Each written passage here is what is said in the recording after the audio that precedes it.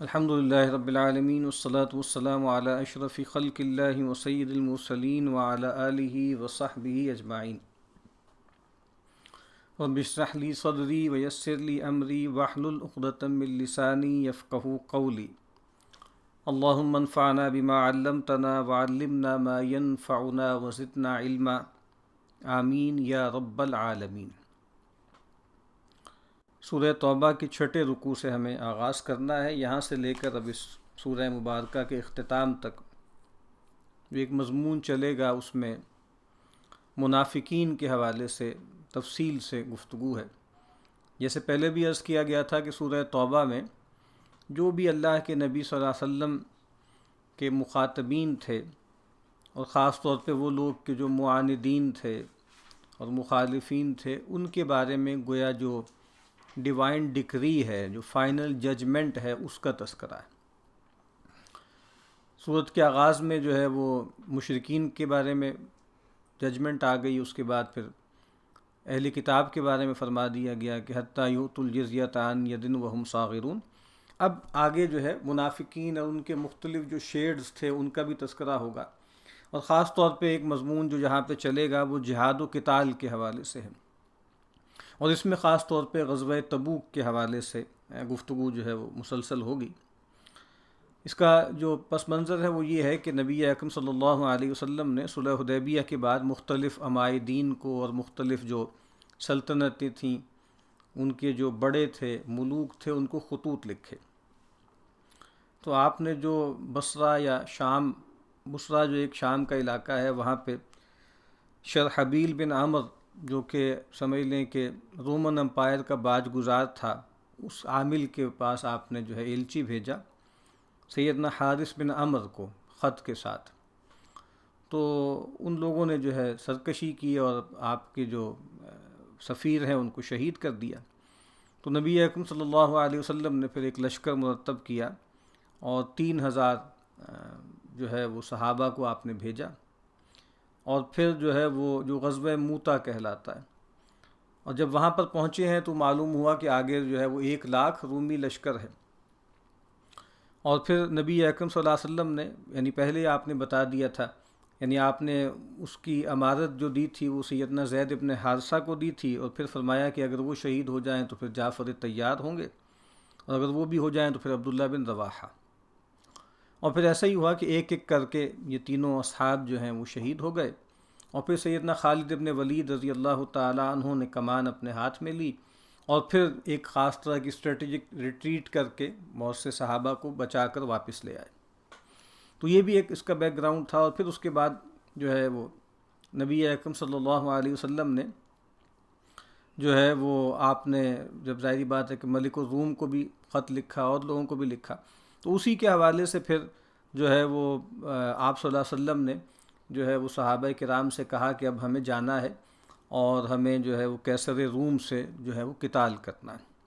اور پھر جو ہے تقریباً تبوک کی جو مقام تھا وہاں پر آپ نے قیام کیا، تقریباً 350 میل کا فاصلہ تھا جو ہے مدینہ سے، اور حالات بھی بہت سخت تھے، اور جو ان کا آپ سمجھ لیجئے کہ کھجور کا جو تھا فصل تیار تھی، گرمی بہت شدید تھی، سفر بہت دور کا تھا، اور دشمن بہت بڑا تھا اور بڑا طاقتور تھا۔ تو اس میں گویا مسلمانوں کی غیر معمولی آزمائش ہو گئی، اور اسی کے ذریعے گویا اللہ تعالیٰ نے، یعنی وہ جو منافقین تھے وہ بھی ایکسپوز ہو گئے، اور کئی طرح کے ہم دیکھیں گے رسپانسز ہیں جو سامنے آئے۔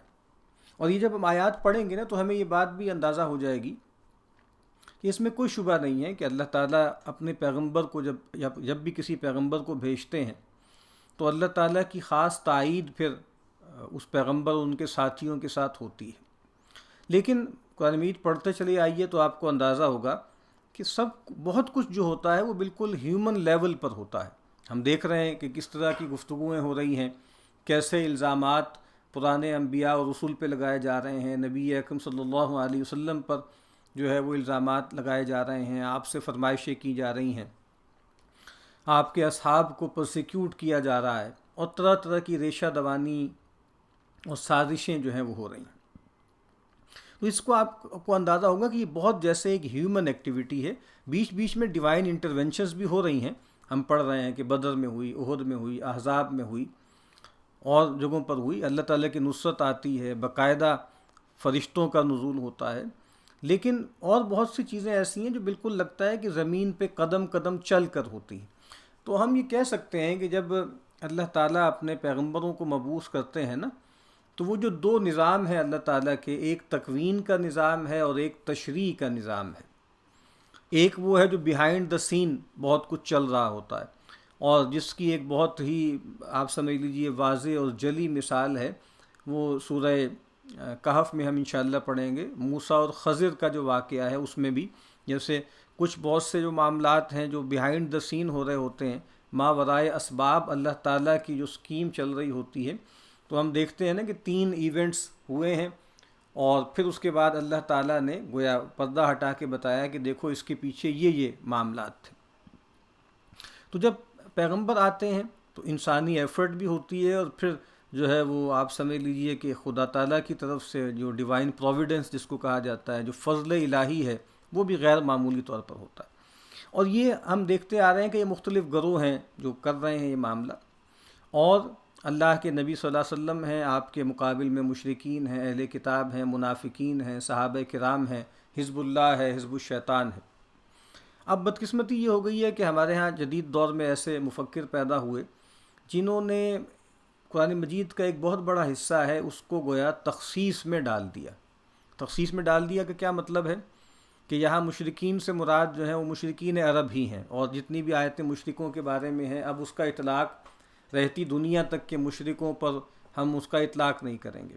جو اہل کتاب تھے وہ خاص اہل کتاب تھے، نبی اکرم صلی اللہ علیہ وسلم کے زمانے کے اہل کتاب تھے، جزیرۃ العرب کے جو ہے وہ اہل کتاب تھے. اور منافقین بھی ظاہری بات ہے کہ وہ اس دور کے ہی تھے، اس کے بعد نہیں ہوں گے. وہ میں پہلے عرض کر چکا ہوں کہ یہ تو اہل سنت بھی کہتے ہیں کہ ٹھیک ہے کہ چونکہ نفاق ایک خاص معنوں میں پیغمبر کی جماعت کے اندر جو معاملات پیدا ہوتے ہیں اس میں ہوتا ہے، اور چونکہ اللہ تعالیٰ رہنمائی کرتے ہیں تو اس وجہ سے ان پر وہ ٹائٹل بھی چسپاں کیا جاتا ہے. بعد میں اس طرح کے لوگوں کو جو ہے وہ گویا زندیق کہا جاتا ہے. لیکن میں یہ عرض کر رہا ہوں کہ جیسے میں نے پھر عرض کیا تھا کہ اطلاق کرنا براہ راست کہ بہت سی آیتوں کا جو مشرکین کے بارے میں ہے یا مکذبین کے بارے میں ہے یا منافقین کے بارے میں ہے، بالکل ڈائریکٹ اطلاق کرنا تو ٹھیک نہیں ہے. لیکن یہ بات کہ ہم ان سے کچھ اعتبار حاصل کریں، اس سے کچھ استیناس کوئی استشہاد کریں، اور ہم اپنی زندگی اور اپنے جو معاملات ہیں ان پر بھی کوئی نظر کریں. تو اب میں نے عرض کیا نا کہ ایک رویہ پیدا ہو گیا، اور جیسا کہ سٹینڈرڈ جو ریڈنگ تھی قرآن مجید کی وہ یہ تھی، جس کو ہمارے ہاں یعنی اصول تعویل کہہ لیں، اصول تفسیر کہہ لیں، جس کو جدید دور میں بڑا ایک فیشنیبل سا لفظ ہے، بہت استعمال ہوتا ہے ماڈرن اکیڈیمیا میں، ہرمینیوٹکس. تو ہمارا جو ہرمینیوٹکس کا اصول ہے وہ کیا ہے کہ قرآن مجید کے جو الفاظ ہیں ان کو اپنے عموم پہ رکھا جائے گا، اور جب تک کہ اس کی تخصیص کی کوئی دلیل نہ ہو. ٹھیک ہے، یعنی اللہ کے نبی صلی اللہ علیہ وسلم کو کچھ حکم دیا گیا، صحابہ کرام سے کچھ کہا گیا، اور کانٹیکسٹ سے واضح ہو رہا ہے کہ یہاں صحابہ کرام مراد ہیں. تو کیا اب وہ حکم جو ہے اللہ کے نبی صلی اللہ علیہ وسلم پہ رک جائے گا یا صحابہ کرام پہ رک جائے گا، یا ان کے ذریعے آپ پوری امت کو جو ہے وہ تلقین کی جا رہی ہے اور نصیحت کی جا رہی ہے؟ تو اصول یہی ہے. ہاں کچھ آیتیں ہیں، کچھ احکامات ہیں جو اللہ کے نبی صلی اللہ علیہ وسلم کے ساتھ خاص ہیں. ٹھیک ہے، مثلا 4 سے زیادہ ازواج کا معاملہ ہے، مثلا صوم وصال کا معاملہ ہے، مثلا قیام اللیل کا معاملہ ہے. اب جہاں پر کوئی قرینہ ہوگا تخصیص کا تو پھر ہم اس کو خاص کریں گے، ورنہ ان الفاظ کو اپنے عموم میں لیں گے. اور وہ جو اصول تفسیر کا قاعدہ ہے جو بارہا بیان ہوتا ہے کہ العبرۃ بعموم اللفظ لا بخصوص السبب، کہ عبرت جو ہے وہ لفظ کے عموم کے حوالے سے ہوگی، نہ یہ کہ جو خاص سبب تھا جس کی وجہ سے انیشلی جو ہے وہ آیت جو ہے وہ نازل ہوئی تھی یا وہ حکم نازل ہوا تھا. تو لیکن میں عرض کرتا ہوں کہ اب ایک دوسرا رویہ پیدا ہو گیا کہ قرآن مجید کا ہر حکم گویا کانٹیکسچول ہے ان معنوں میں کہ بھائی وہ خاص ہے، اس کے مخاطبین کو متعین کرنا چاہیے، اور بس وہ حکم وہاں رک جائے گا، وہ آگے نہیں چلے گا. الا یہ کہ کوئی ہمارے پاس قرینہ ہو کہ ہم اس کو عموم میں لے جا سکیں یا ایکسٹینڈ کر سکیں۔ تو بہرحال اس کی وجہ سے قرآن مجید کا ایک بہت بڑا حصہ اس کو گویا عملاً ابینڈن کر دیا گیا ہے اور اس کو غیر متعلق بنا دیا گیا ہے، اور بس یہ ہے کہ اس کو پڑھیے، اس پر جو ہے تحقیق کیجیے، لیکن جیسے ہماری عملی زندگیوں سے اس کا کوئی تعلق نہیں۔ تو میں یہ عرض کروں کہ آیتیں ہم پڑھیں گے تو آپ کو اندازہ ہوا نا کہ انسان اور انسان کی جبلت کہہ لیجئے، اس انسان کی طبیعت کہہ لیجئے، انسان کے نفس کے اندر جو مسائل پیدا ہوتے ہیں وہ بالکل زندہ حالت میں آپ کو یہاں نظر آئیں گے۔ اور پھر وہ بات بھی بار بار جو میں عرض کرتا ہوں کہ یہ بات کہ جو مارکہ خیر و شر ہے نا، اصلاً تو انسان کے باطن میں برپا ہوتا ہے، اور یہ ایک خیال قائم کر لینا کہ اگر ہم خارج کے حالات کو ٹھیک کر لیں اور جو زندگی کے مؤثرات ہیں ان کو بالکل ریکٹیفائی کر لیں، نک سک سے درست کر لیں، تو پھر انسان بالکل اچھا بچہ بن جائے گا، بالکل نیک ہو جائے گا اور وہ خرابی میں نہیں پڑے گا۔ چونکہ وہ جس طرح مارکسسٹ تصور ہے کہ اصل میں جو ریلیشنز آف پروڈکشن ہے یا مینز آف پروڈکشن ہے یا انسان کا جو خارج ہے نا وہ اس کے کانشیسنس کی تشکیل کرتا ہے، یہ ایک پرانا مسئلہ ہے۔ کیا انسان کا کانشیسنس اس کے خارجی حالات اور وقائع اس کی تشکیل کرتا ہے، یا کہ خارج کے حالات اور خاص طور پہ مارکسسٹ ڈسکورس میں جو اکنامک جو حالات ہیں وہ اس کی شخصیت، اس کے باطن، اس کے شعور کی تشکیل کرتے ہیں؟ اور یہ بہت پرانا مسئلہ ہے، اور جیسے اس کو ہم کہتے ہیں کہ سسٹم اور ہیومن ایجنسی یا اسٹرکچر یا ول، اس کے درمیان جو تصادم ہے بہت پرانا ہے۔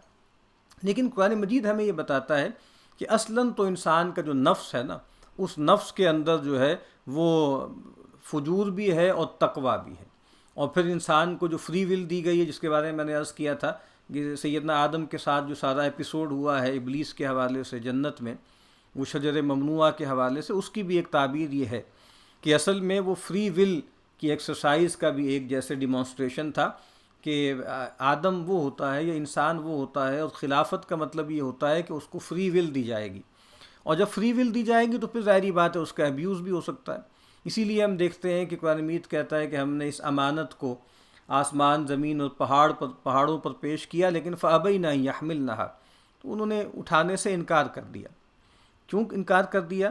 کہ یہاں ایک طرف بہت بڑی پریویلیج ہے، بہت بلندی ہے اور بہت اونچائی ہے، اور اللہ کے قرب کی بڑی منزلیں انسان اس سے طے کر سکتا ہے، وہاں رزق بھی تو بہت غیر معمولی ہے نا، کہ اگر اس کی قدر نہ کی یا اس کا ابیوز کیا تو پھر انسان بہت نیچے چلا جاتا ہے۔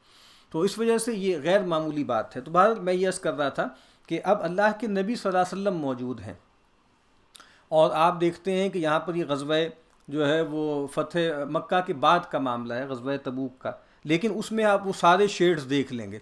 اب خارج میں ظاہری بات ہے کہ دین کا کوئی ایک طرح کا تمکن تو ہجرت کے بعد ہی حاصل ہو گیا تھا، لیکن اس کے بعد صلح حدیبیہ کے بعد اور پھر فتح مکہ کے بعد تو انا فتحنا لک فتحا مبینا، وہ حدیبیہ کو کہا، لیکن اس کے بعد بالکل وہ کلمینیٹ کر گئی جو ہے وہ فتح مکہ کے موقع پر۔ لیکن اس کے باوجود وہ جو ہیومن ایول کا ایلیمنٹ ہے نا وہ سامنے آتا ہے۔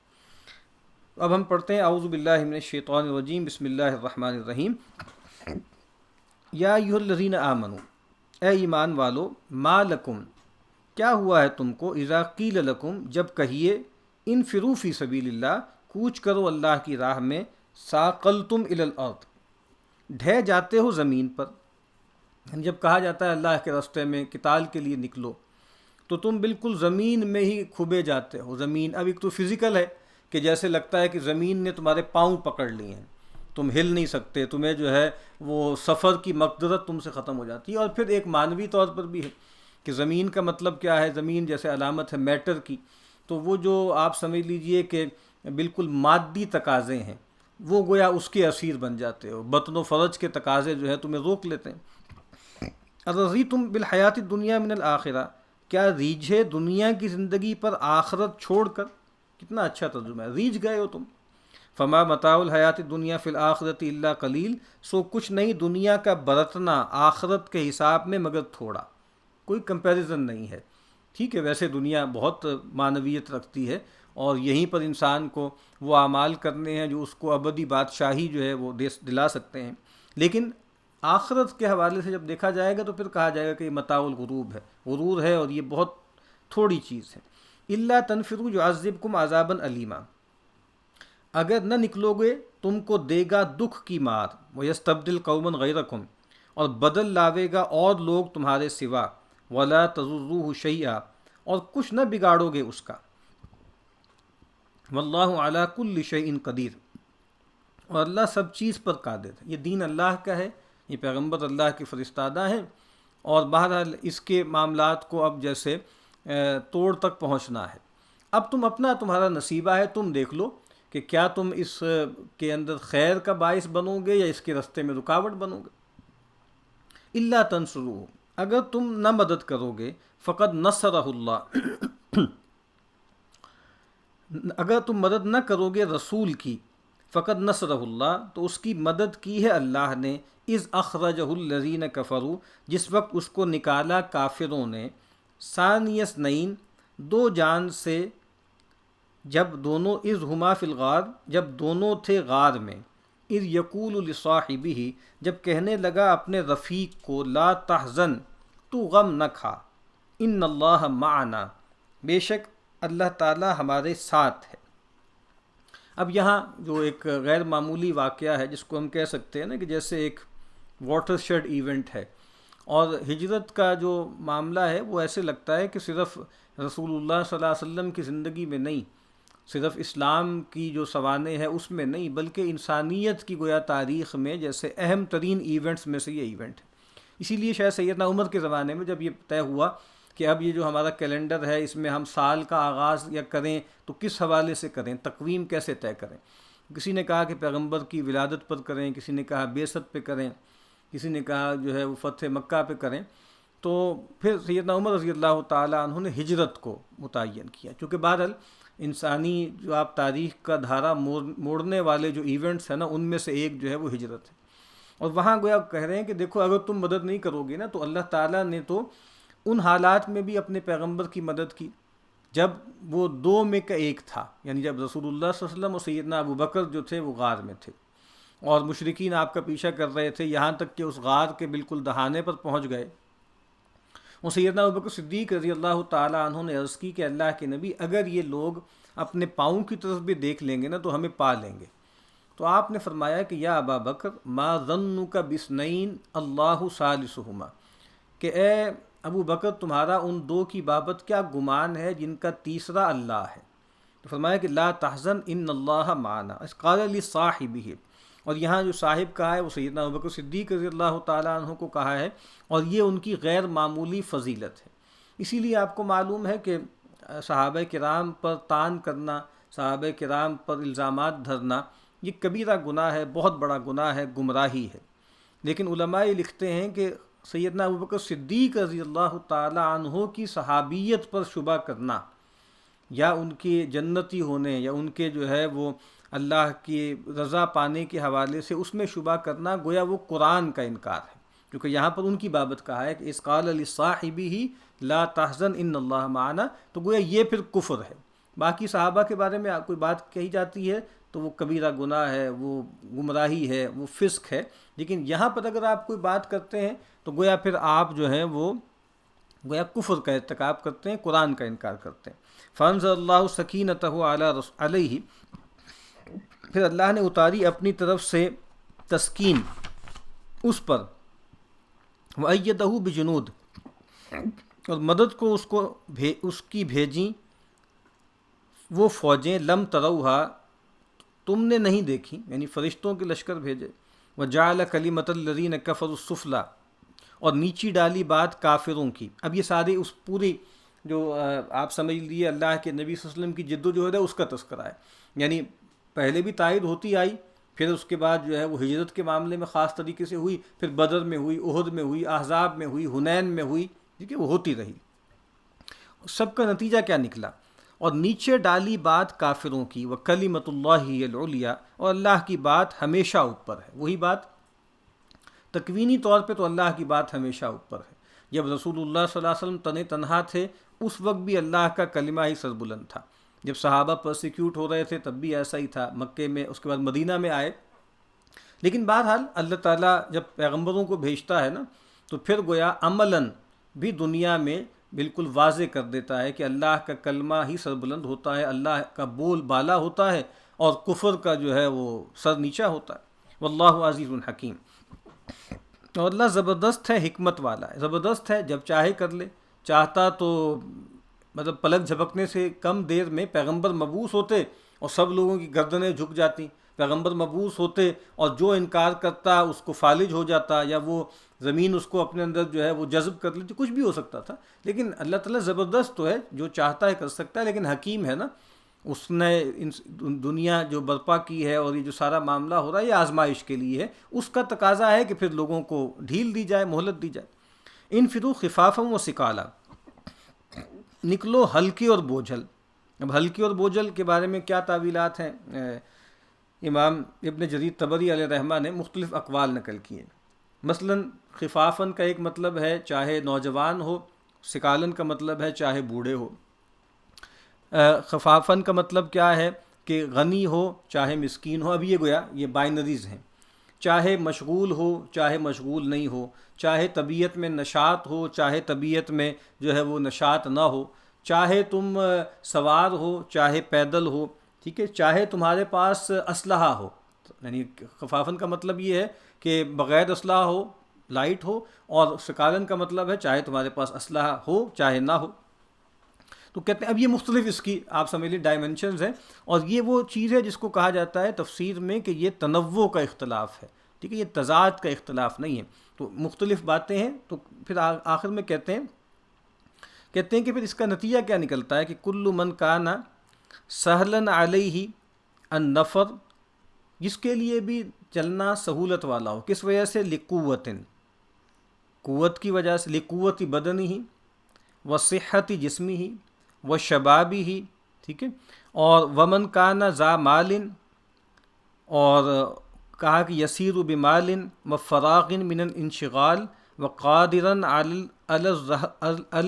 علی الرکوب، تو کہا کہ یہ ساری شیڈ اس کے اندر آ جائیں گے۔ تو کہا انفروا خفافا و ثقالا وجاہدوا باموالکم وانفسکم فی سبیل اللہ، لڑو اللہ کی راہ میں اپنے مال سے اور جان سے، ذالکم خیر لکم ان کنتم تعلمون، بہتر ہے تمہارے حق میں اگر تم کو سمجھ ہے۔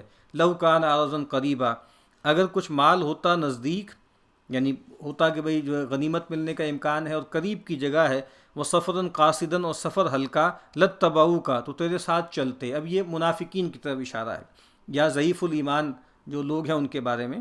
ولیکن بعودت علیہم الشقہ، لیکن دور نظر آئی ان کو طرف۔ وَسَيَحْلِفُونَ بِاللَّهِ لَوِ اسْتَطَعْنَا لَخَرَجْنَا مَعَكُمْ، اور اب قسمیں کھاویں گے اللہ کی کہ ہم مقدور رکھتے تو نکلتے تمہارے ساتھ، یعنی جب آپ واپس لوٹیں گے نا تو آئیں گے اور آ کر طرح طرح کی جو ہے وہ عذر معذرتیں پیش کریں گے۔ یہلکون انفسہم، وبال میں ڈالتے ہیں اپنی جان، یعنی اللہ کا کیا نقصان کرتے ہیں، اپنے آپ کو ہلاک کرتے ہیں۔ واللہ یعلم انہم لکاذبون، اور اللہ جانتا ہے وہ جھوٹے ہیں۔ عفا اللہ عنک، اللہ بخشے تجھ کو، لما اذنت لہم، کیوں رخصت دی تو نے ان کو، حتی یتبین لک الذین صدقوا وتعلم الکاذبین، جب تک معلوم ہوتے تجھ پر جنہوں نے سچ کہا اور جانتا تو جھوٹوں کو۔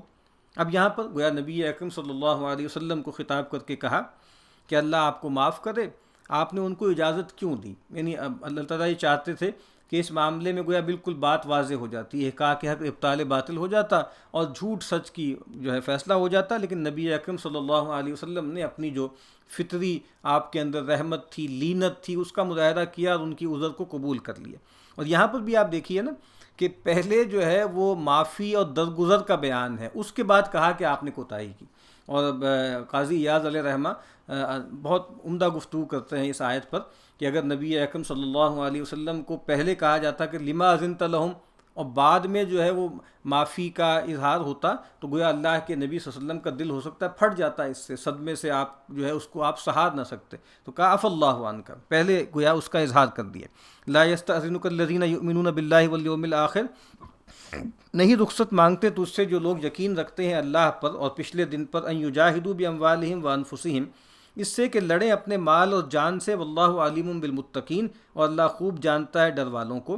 یعنی جو ایمان رکھتے ہیں وہ تو اس کی آرزو میں جیتے ہیں کہ ہمارے لیے موقع ہو ہم اللہ کی راہ میں جو ہے قتال کریں، اپنی جان دیں، وہ تو ایسے عذر نہیں کرتے۔ انما یستأذنک الذین لا یؤمنون باللہ والیوم الآخر، رخصت وہی مانگتے ہیں تجھ سے جو نہیں یقین رکھتے اللہ پر اور پچھلے دن پر، وارتابت قلوبہم، اور شک میں پڑے ہیں دل ان کے، فہم فی ریبہم یترددون، سو وہ اپنے شک ہی میں بھٹکتے ہیں، ولو ارادوا الخروج لأعدوا له عدہ، اور اگر چاہتے نکلنا تو تیار کرتے کچھ اسباب اس کا، یعنی یہ جو کہہ رہے ہیں نا کہ بھئی ہم تو بس پورا تھا لیکن فلاں ادھر ہو گیا، یہ ہو گیا، وہ ہو گیا، تو بھئی کچھ اہتمام کرتے نظر آتے، کوئی گھوڑا تیار کرتے، کوئی اسلحہ میسر کرتے، کوئی زیادہ راہ لیتے، ٹھیک ہے، پھر کوئی بیماری ہو گئی، کچھ اور گھوڑا بیمار ہو گیا، کچھ ہو گیا، کوئی اس کے لیے اہتمام تو کر رہے ہوتے، کہا انہوں نے تو کچھ کیا ہی نہیں، تو لیکن کہا ولیکن کرہ اللہ بعاثہم، اور لیکن خوش نہ لگا اللہ کو ان کا اٹھنا، فثبتہم، سو بوجھل کر دیا، وقیل اقعدوا مع القاعدین، اور حکم ہوا کہ بیٹھو ساتھ بیٹھنے والوں کے، یعنی وہی اب تکوین کا بیان ہے کہ ان لوگوں نے بھی جب ارادہ کیا تو پھر اللہ تعالیٰ نے بھی کہا کہ ٹھیک ہے، اللہ نے بھی رسی دراز کی اور کہا کہ پھر تم بیٹھے ہی رہو۔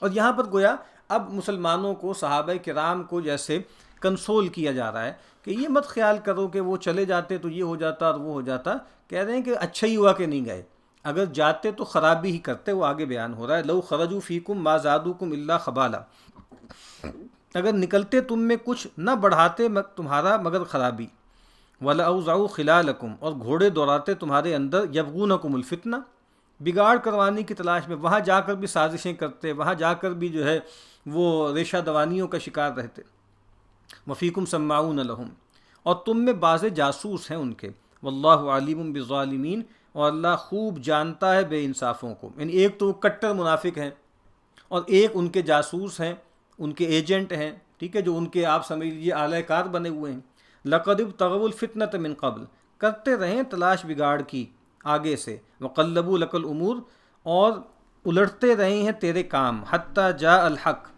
جب تک آ پہنچا سچا وعدہ، وَظَهَرَ أَمْرُ اللَّهِ وَهُمْ كَارِهُونَ، اور غالب ہوا حکم اللہ کا اور وہ ناخوش ہی رہے، وَمِنْهُمْ مَن يَقُولُ، اور بعض ان میں کہتے ہیں، اِذْن لِّی وَلَا تَفْتِنِّی، مجھ کو رخصت دے اور گمراہی میں نہ ڈال، أَلَا فِي الْفِتْنَةِ سَقَطُوا، سنتا ہے وہ تو گمراہی میں پڑے ہیں، وَإِنَّ جَهَنَّمَ لَمُحِيطَةٌ بِالْكَافِرِينَ، اور دوزخ گھیر رہی ہے منکروں کو۔ یہاں فائدہ لکھا ہے شاہ صاحب نے کہ ایک منافق جد ابن قیس بہانہ لایا کہ روم کی عورتیں خوبصورت ہیں، اس ملک میں جا کر بدی میں گرفتار ہوں گا، تو رخصت دو کہ سفر میں نہ جاؤں، لیکن مدد خرچ کروں گا مال سے، یعنی اب وہی بات کہ گویا اپنی طرف سے جیسے بہت پاک باز بن رہے ہیں، بہت سیلف رائچیس بن رہے ہیں کہ اللہ کے نبی بڑی خواہش ہے، قتال کے لیے جانا چاہتے ہیں، لیکن بس ایک عذر ہے میرا، اور میں چونکہ کمزور آدمی ہوں، میری جو ہے حسن پرست ہوں، اور عورتیں میری کمزوری ہیں، تو میں وہاں جا کر فتنے کا شکار نہ ہو جاؤں، تو گویا اپنی طرف سے جیسے بڑی پاک بازی کے پردے میں لپیٹ کر جو ہے اب ایک معذرت پیش کر رہے ہیں، کہا کہ فتنے میں تو پڑ گیا، یعنی اللہ کے نبی کی بات سے کنی کترا کے اور جو ہے قتال سے اعراض کر کے فتنے میں تو پڑ گیا، اور کہا کہ ان تصب کا حسرۃ تسؤہم، اگر تجھ کو پہنچے کچھ خوبی وہ بری لگے ان کو، وَإِن تصب کا مصیبت، اگر پہنچے سختی، یقولو کہیں، قد اخذنا امرنا من قبل، ہم نے سنبھال لیا تھا اپنا کام آگے ہی، وَيَتَوَلَّوْا وَهُمْ فَرِحُونَ، اور پھر کر جاویں خوشیاں کرتے، یعنی اگر کوئی آزمائش آ گئی، کوئی سختی آ گئی، کوئی لوگ شہید ہو گئے، کچھ اور جو ہے ہزیمت کا معاملہ ہوا، تو کہتے ہیں کہ ہم نے تو اسی لیے اپنا معاملہ جو ہے پہلے سیدھا کر لیا تھا، اور پھر جاتے ہیں خوشیاں مناتے ہوئے، قل، تو کہہ، لن یصیبنا الا ما کتب اللہ لنا، نہ پہنچے گا مگر وہی جو لکھ دیا ہے اللہ نے ہم کو، ہوا مولانا، وہی ہے صاحب ہمارا، وعلی اللہ فلیتوکل المؤمنون، اور اللہ ہی پر چاہیے بھروسہ کریں مسلمان۔ اب یہ وہ آیت ہے جس سے میں نے پہلے بھی عرض کیا تھا نا کہ قرآن مجید کی جیسے کلیات ہیں کچھ، یہ ان کلیات میں سے ہے، اور یہ جیسے رہتی دنیا تک ہر مومن کا جو آپ سمجھ لیجئے اس کی جو سائیکک کنڈیشننگ ہے وہ ایسے ہی ہونی چاہیے کہ لن یصیبنا الا ما کتب اللہ لنا، ٹھیک ہے انسان حذر بھی کرے، انسان تدبیر بھی کرے، انسان جو ہے احتیاط بھی کرے، لیکن یہ بات جان لے کہ ہم پر جو بھی آتی ہے آفت، جو مصیبت آتی ہے، جو پریشانی آتی ہے، وہی آتی ہے جو اللہ نے ہمارے لیے لکھ دی۔ سورہ حدید میں ہم پڑھیں گے، ما اصاب من مصیبت فی الارض ولا فی انفسکم الا فی کتاب من قبل ان نبراها، اور اللہ ہی پہ توکل کرنا چاہیے اہل ایمان کو۔ قل هل تربصون بنا الا احدى الحسنین، تو کہہ تم کیا چیتو گے ہمارے حق میں مگر دو خوبی میں سے ایک، یعنی تم جو بیٹھے ہوئے ہو انتظار میں ہو کہ بھئی ان کے ساتھ کیا ہوتا ہے، تو کہا دو میں سے ایک خوبی ہے۔ دو میں سے ایک خوبی کیا ہے؟ یعنی جب ہم قتال کے لیے جائیں گے تو کیا ہوگا؟ یا تو اللہ ہمیں فتح نصیب کرے گا، غلبہ ہوگا دین کا، غنیمت ملے گی، یا ہم اللہ کی راہ میں کام آ جائیں گے۔ تو ان میں دونوں ہی ہمارے لیے خیر ہے نا، اس میں ہمارے لیے نقصان تو کوئی بھی نہیں نا، جس کو کہتے ہیں کہ ون ون ہے ہمارے لیے ون لوز نہیں ہے۔ وَنَحْنُ نَتَرَبَّصُ بِكُمْ، اور ہم امیدوار ہیں تمہارے حق میں، أَن يُصِيبَكُمُ اللَّهُ بِعَذَابٍ مِّنْ عِندِهِ، کہ ڈالے تم پر اللہ کچھ عذاب اپنے پاس سے، او بِأَيْدِينَا، یا ہمارے ہاتھوں، فَتَرَبَّصُوا إِنَّا مَعَكُمْ مُتَرَبِّصُونَ، سو منتظر رہو، ہم بھی تمہارے ساتھ منتظر ہیں۔ قُلْ أَنفِقُوا طَوًّا أَوْ كَرْهًا، تو کہ مال خرچ کرو خوشی سے یا نہ خوشی سے، لَن يُتَقَبَّلَ مِنْكُمْ، ہرگز قبول نہ ہوگا تم سے، انکم کنتم قوما فاسقین، تحقیق تم ہوئے لوگ بے حکم۔ یعنی اب وہ وقت آ گیا ہے تمہارا کہ اب چاہے خوشی سے کرو چاہے کراہت سے کرو، اب تم سے قبول نہیں ہوگا۔ اور آگے ہم پڑھیں گے کہ اللہ کے نبی صلی اللہ علیہ وسلم کو پھر منع کر دیا گیا، کچھ مخصوص لوگوں کے بارے میں کہا گیا کہ اب آپ ان کا انفاق بھی قبول نہ کریں، یہ جو بھی اب مال خرچ کریں تو آپ قبول نہ کیجیے۔ وما منعهم ان تقبل منهم نفقاتهم، اور موقوف نہیں ہوا قبول ہونا ان کے خرچ کا، الا انہم کفروا باللہ ورسولہ، مگر اسی پر کہ وہ منکر ہوئے اللہ سے، اس کے رسول سے۔ ولا یأتون الصلاۃ الا وهم کسالى، اور نہیں آتے نماز کو مگر جی ہارے ہوئے، کسل مندی کے ساتھ، کسمساتے ہوئے۔ ولا ينفقون الا وهم کارہون، اور خرچ نہیں کرتے مگر برے دل سے۔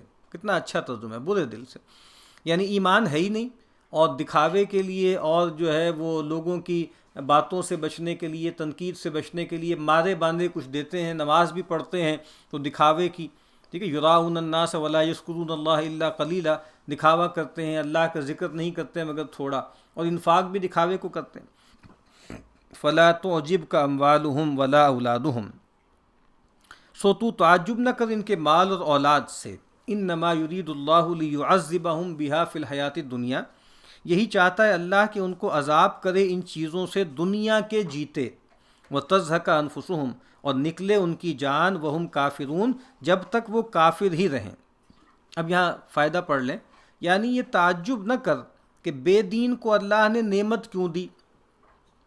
بے دین کے حق میں اولاد اور مال وبال ہے کہ ان کے پیچھے دل پریشان ہے، اور ان کی فکر سے چھوٹتے نہ پاویں مرتے دم تک، تا توبہ کریں یا نیکی پکڑیں۔ یہ بہت اہم بات ہے کہ قرآن مجید نے سورہ منافقون میں بھی کہا نا کہ وَإِذَا رَأَيْتَهُمْ تُعْجِبُكَ أَجْسَامُهُمْ، جب آپ ان کو دیکھتے ہیں تو ان کے ڈیل ڈول آپ کو بہت خوش آتے ہیں، مالدار لوگ ہوتے ہیں۔ اور اسی طرح کے مالدار لوگوں کے بارے میں اللہ کے نبی نے فرمایا نا کہ إِنَّهُ لَيَأْتِي الرَّجُلُ السَّمِينُ الْعَظِيمُ، کہ قیامت کے دن بڑا فربا اور بڑا عظمت والا، شان و شوکت والا آدمی لایا جائے گا، لا یزن عند اللہ جناح بعوضۃ، اور وہ اللہ تعالیٰ کے ہاں جو میزان ہے نا وہ ایک مچھر کے پر کے برابر بھی وقت نہیں رکھتا ہوگا۔ تو کہا کہ یہ ان کا مال اور اولاد آپ کو خوش نہ آئے، اللہ تعالیٰ تو چاہتے ہیں کہ اس کے ذریعے ہی ان کو دنیا میں عذاب دے اور ان کا جان نکلے اس حالت میں کہ وہ کافر ہوں، تو یہ مال اور اولاد ہیں یہی ان کے لیے سوہان روح بنیں گے اور بنتے ہیں۔ وَيَحْلِفُونَ بِاللَّهِ إِنَّهُمْ لَمِنْكُمْ، اور قسمیں کھاتے ہیں اللہ کی کہ وہ بے شک تم میں ہیں، وما ہم منکم، اور وہ تم میں نہیں ہے۔ ظاہری بات ہے کہ قسمیں کھا کر وہی بتاتا ہے نا کہ جو جھوٹا ہوتا ہے، ورنہ تو عام طور پہ کہتے ہیں نا کہ action speak louder than words, کہ ایکشن جو زیادہ کھل کر جو ہے انسان کی حقیقت کو واضح کر دیتے ہیں۔ سورہ منافقون کی پہلی آیت میں اس بات کو بالکل کھول کے بیان کر دیا، اذا جاءک المنافقون قالوا نشهد انک لرسول اللہ واللہ یعلم انک لرسول واللہ یشہد ان المنافقین هم الکاذبون، کہ آپ کے پاس آتے ہیں منافق اور گواہیاں دیتے ہیں کہ آپ اللہ کے رسول ہیں۔ اللہ جانتا ہے کہ آپ اس کے رسول ہیں، اللہ نے تو آپ کو مبعوث کیا ہے، لیکن اللہ گواہی دیتا ہے کہ یہ منافق جھوٹے ہیں۔ بات جو کہہ رہے ہیں وہ بالکل ٹھیک ہے، لیکن ان کے دل میں یہ نہیں ہے، دل میں ان کے کچھ اور ہے۔ لو یجدون ملجأن، اگر پاویں کہیں بچاؤ، او مغاراتن، یا کوئی گڑھے، او مدخلن، یا سر گھسانے کو جگہ، لولوا الیہ، تو الٹے بھاگیں اسی طرف، وہم یجمعون، اسی طرف رسیاں توڑاتے۔ اب وہی بات ہے کہ ان لوگوں کا حال تو یہ ہے کہ کوئی سیف ہیون ان کو مل جائے، کوئی جگہ مل جائے اور وہاں جا کر وہ اپنی جان بچا لے۔ تو کہا ان لوگوں کا حال تو یہ ہے۔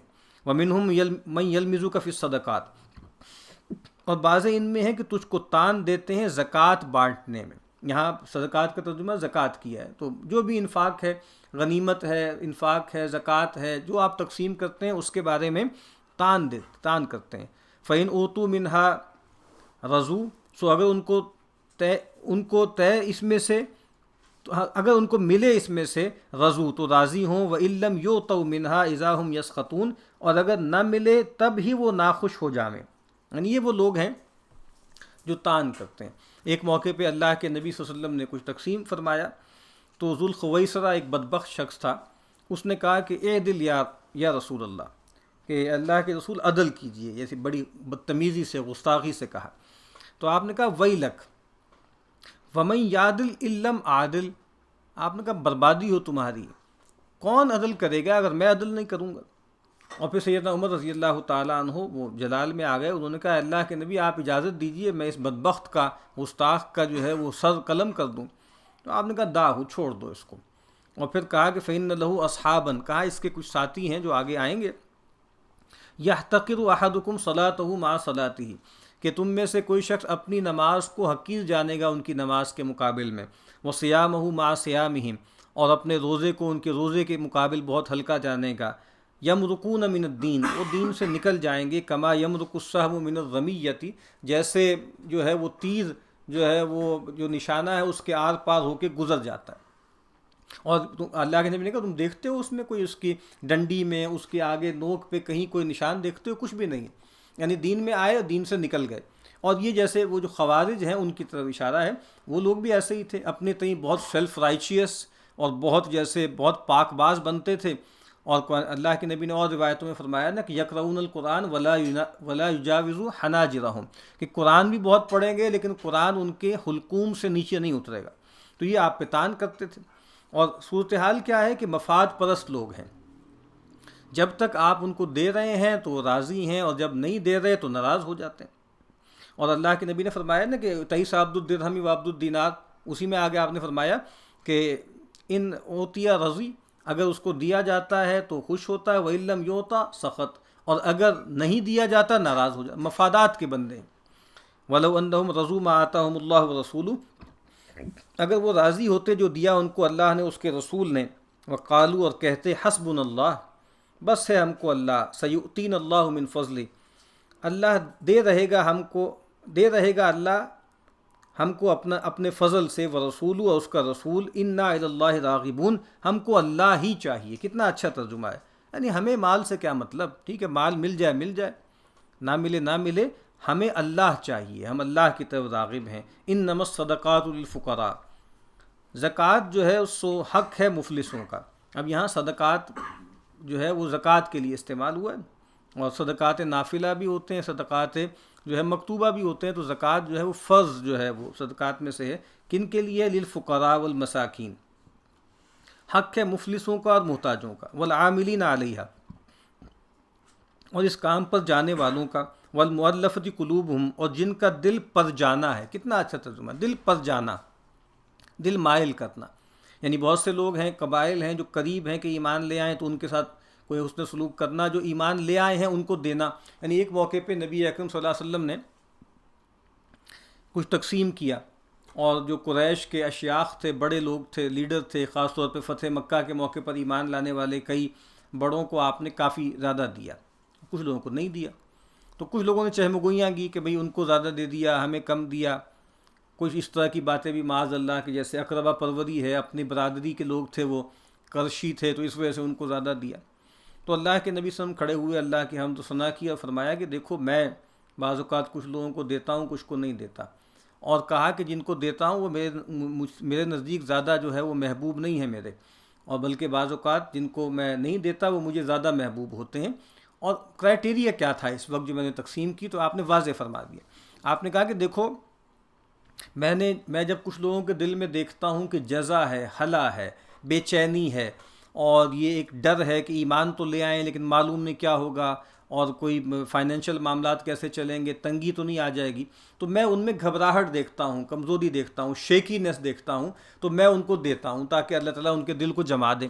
اور جن کے دل میں تسکین دیکھتا ہوں، اطمینان دیکھتا ہوں، تو ان کو میں نہیں دیتا۔ اور پھر آپ نے ایک صاحب، میں نام بھول رہا ہوں، ایک صحابی کا کہا کہ میں ان میں سے فلاں صاحب بھی ہیں، اور وہ صاحب کہتے ہیں کہ اللہ کے نبی نے میرے بارے میں جو یہ بات فرمائی نا، اگر مجھے اس کے بدلے سرخ اونٹ بھی ملے نا تو میں کبھی قبول نہ کروں۔ اچھا، یہ جو روایت ہے اس میں ہمارے لیے اور بھی بہت سی باتیں ہیں۔ ایک تو یہ ہے کہ پیغمبر ہیں، وہ ہیڈ آف سٹیٹ بھی ہیں، پیغمبر بھی ہیں، اللہ کے فرستادہ ہیں، ان کو کوئی ضرورت نہیں تھی کہ وہ ایکسپلینیشن دیں، لیکن اس سے بات پتہ لگتی ہے کہ حکمران ہو یا کوئی سربراہ لوگ ہوں، اگر ان کو کویسچن کیا جائے، ان کو چیلنج کیا جائے، تو یہ بھی ایک سنت ہے کہ خود آگے بڑھ کے اس کی وضاحت دیں۔ یعنی یہ نہ کہیں کہ بھئی ٹھیک ہے، ہمیں کیا ضرورت ہے، ہم کیوں جواب دیں، یا لوگ تو اس طرح کی باتیں کرتے ہی رہتے ہیں، لیکن آپ نے اس کا نوٹس لیا اور باقاعدہ اس کو ایڈریس کیا، اس کی وضاحت کی۔ تو یہ میں نے یہاں بات کی تھی تالیف قلب کے حوالے سے۔ تو قلوبہم وفی الرقاب، تو یہ بھی جو آپ نے زیادہ دیا تھا نا، گویا وہ اسی مد کے حوالے سے زیادہ دیا تھا۔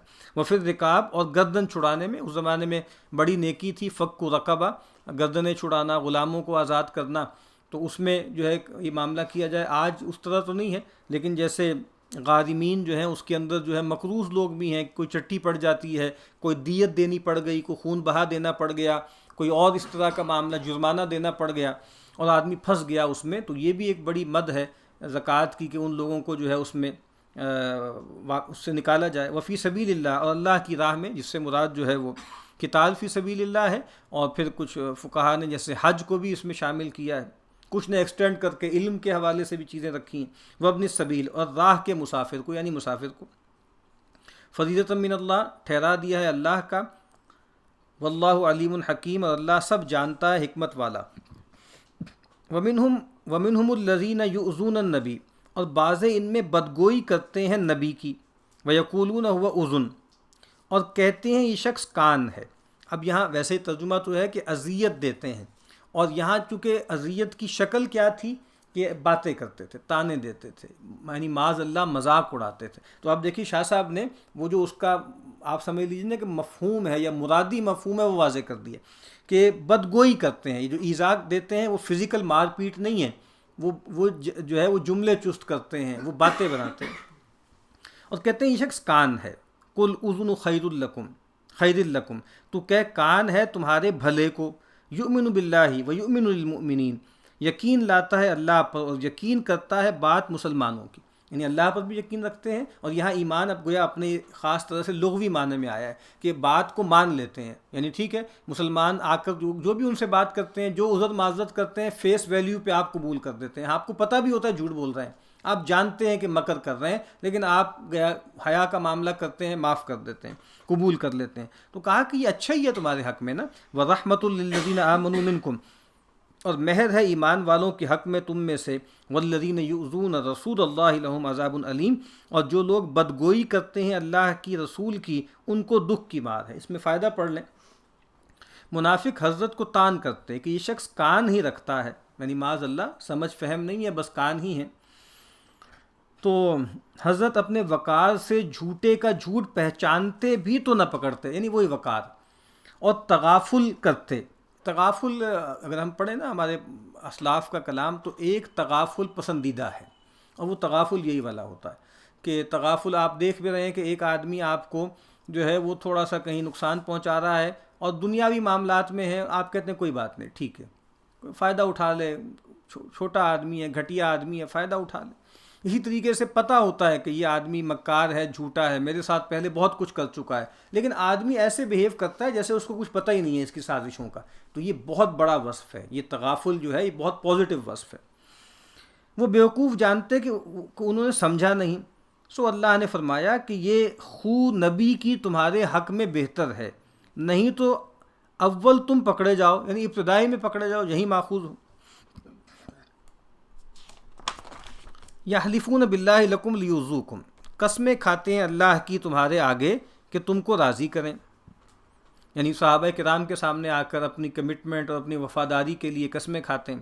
واللہ ورسولہ احق ان یرضوہ، اور اللہ اس کے رسول کو بہت ضرور ہے راضی کرنا۔ راضی کرنا ہے تو اللہ کو راضی کرو، اور اللہ کے جو نمائندے اور فرستادے ہیں رسول اللہ، ان کو راضی کرو، ان کانوا مؤمنین، اگر وہ ایمان رکھتے ہیں۔ الم یعلموا انہ من یحادد اللہ ورسولہ، وہ جان نہیں چکے کہ جو کوئی مقابلہ کرے اللہ اس کے رسول سے، فان لہ نار جہنم خالدا فیہا، تو اس کو ہے دوزخ کی آگ پڑا رہے اس میں، ذالک الخزی العظیم، یہی ہے بڑی رسوائی۔ یہ جو اللہ اس کے رسول کی دشمنی کر رہے ہیں وہ سن لیں۔ یحذر المنافقون ان تنزل علیہم سورۃ تنبئہم بما فی قلوبہم، ڈرا کرتے ہیں منافق کہ نازل نہ ہو ان پر کوئی صورت کہ جتاوے ان کو جو ان کے دلوں میں ہے۔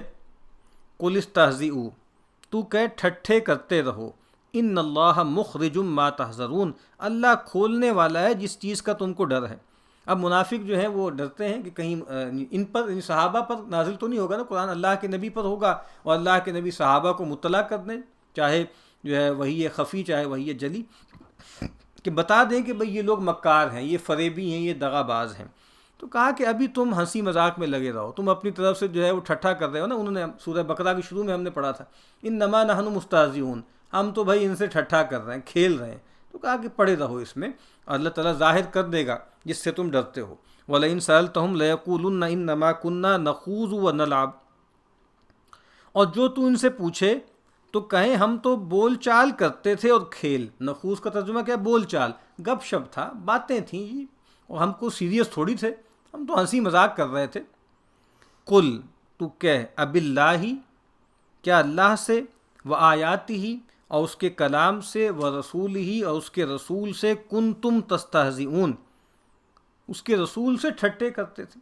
اب یہ بالکل اسپیسیفک آیت ہے ایک خاص کانٹیکسٹ میں، کہ منافقین جو ہیں وہ اس طرح کی سازشیں کر رہے ہیں، مذاق اڑا رہے ہیں، اور جی میں خوش ہو رہے ہیں کہ دیکھیں جی ہم نے ان کو بیوقوف بنا دیا، اور ہم جو ہے ان سے مذاق کر رہے ہیں، کھیل رہے ہیں۔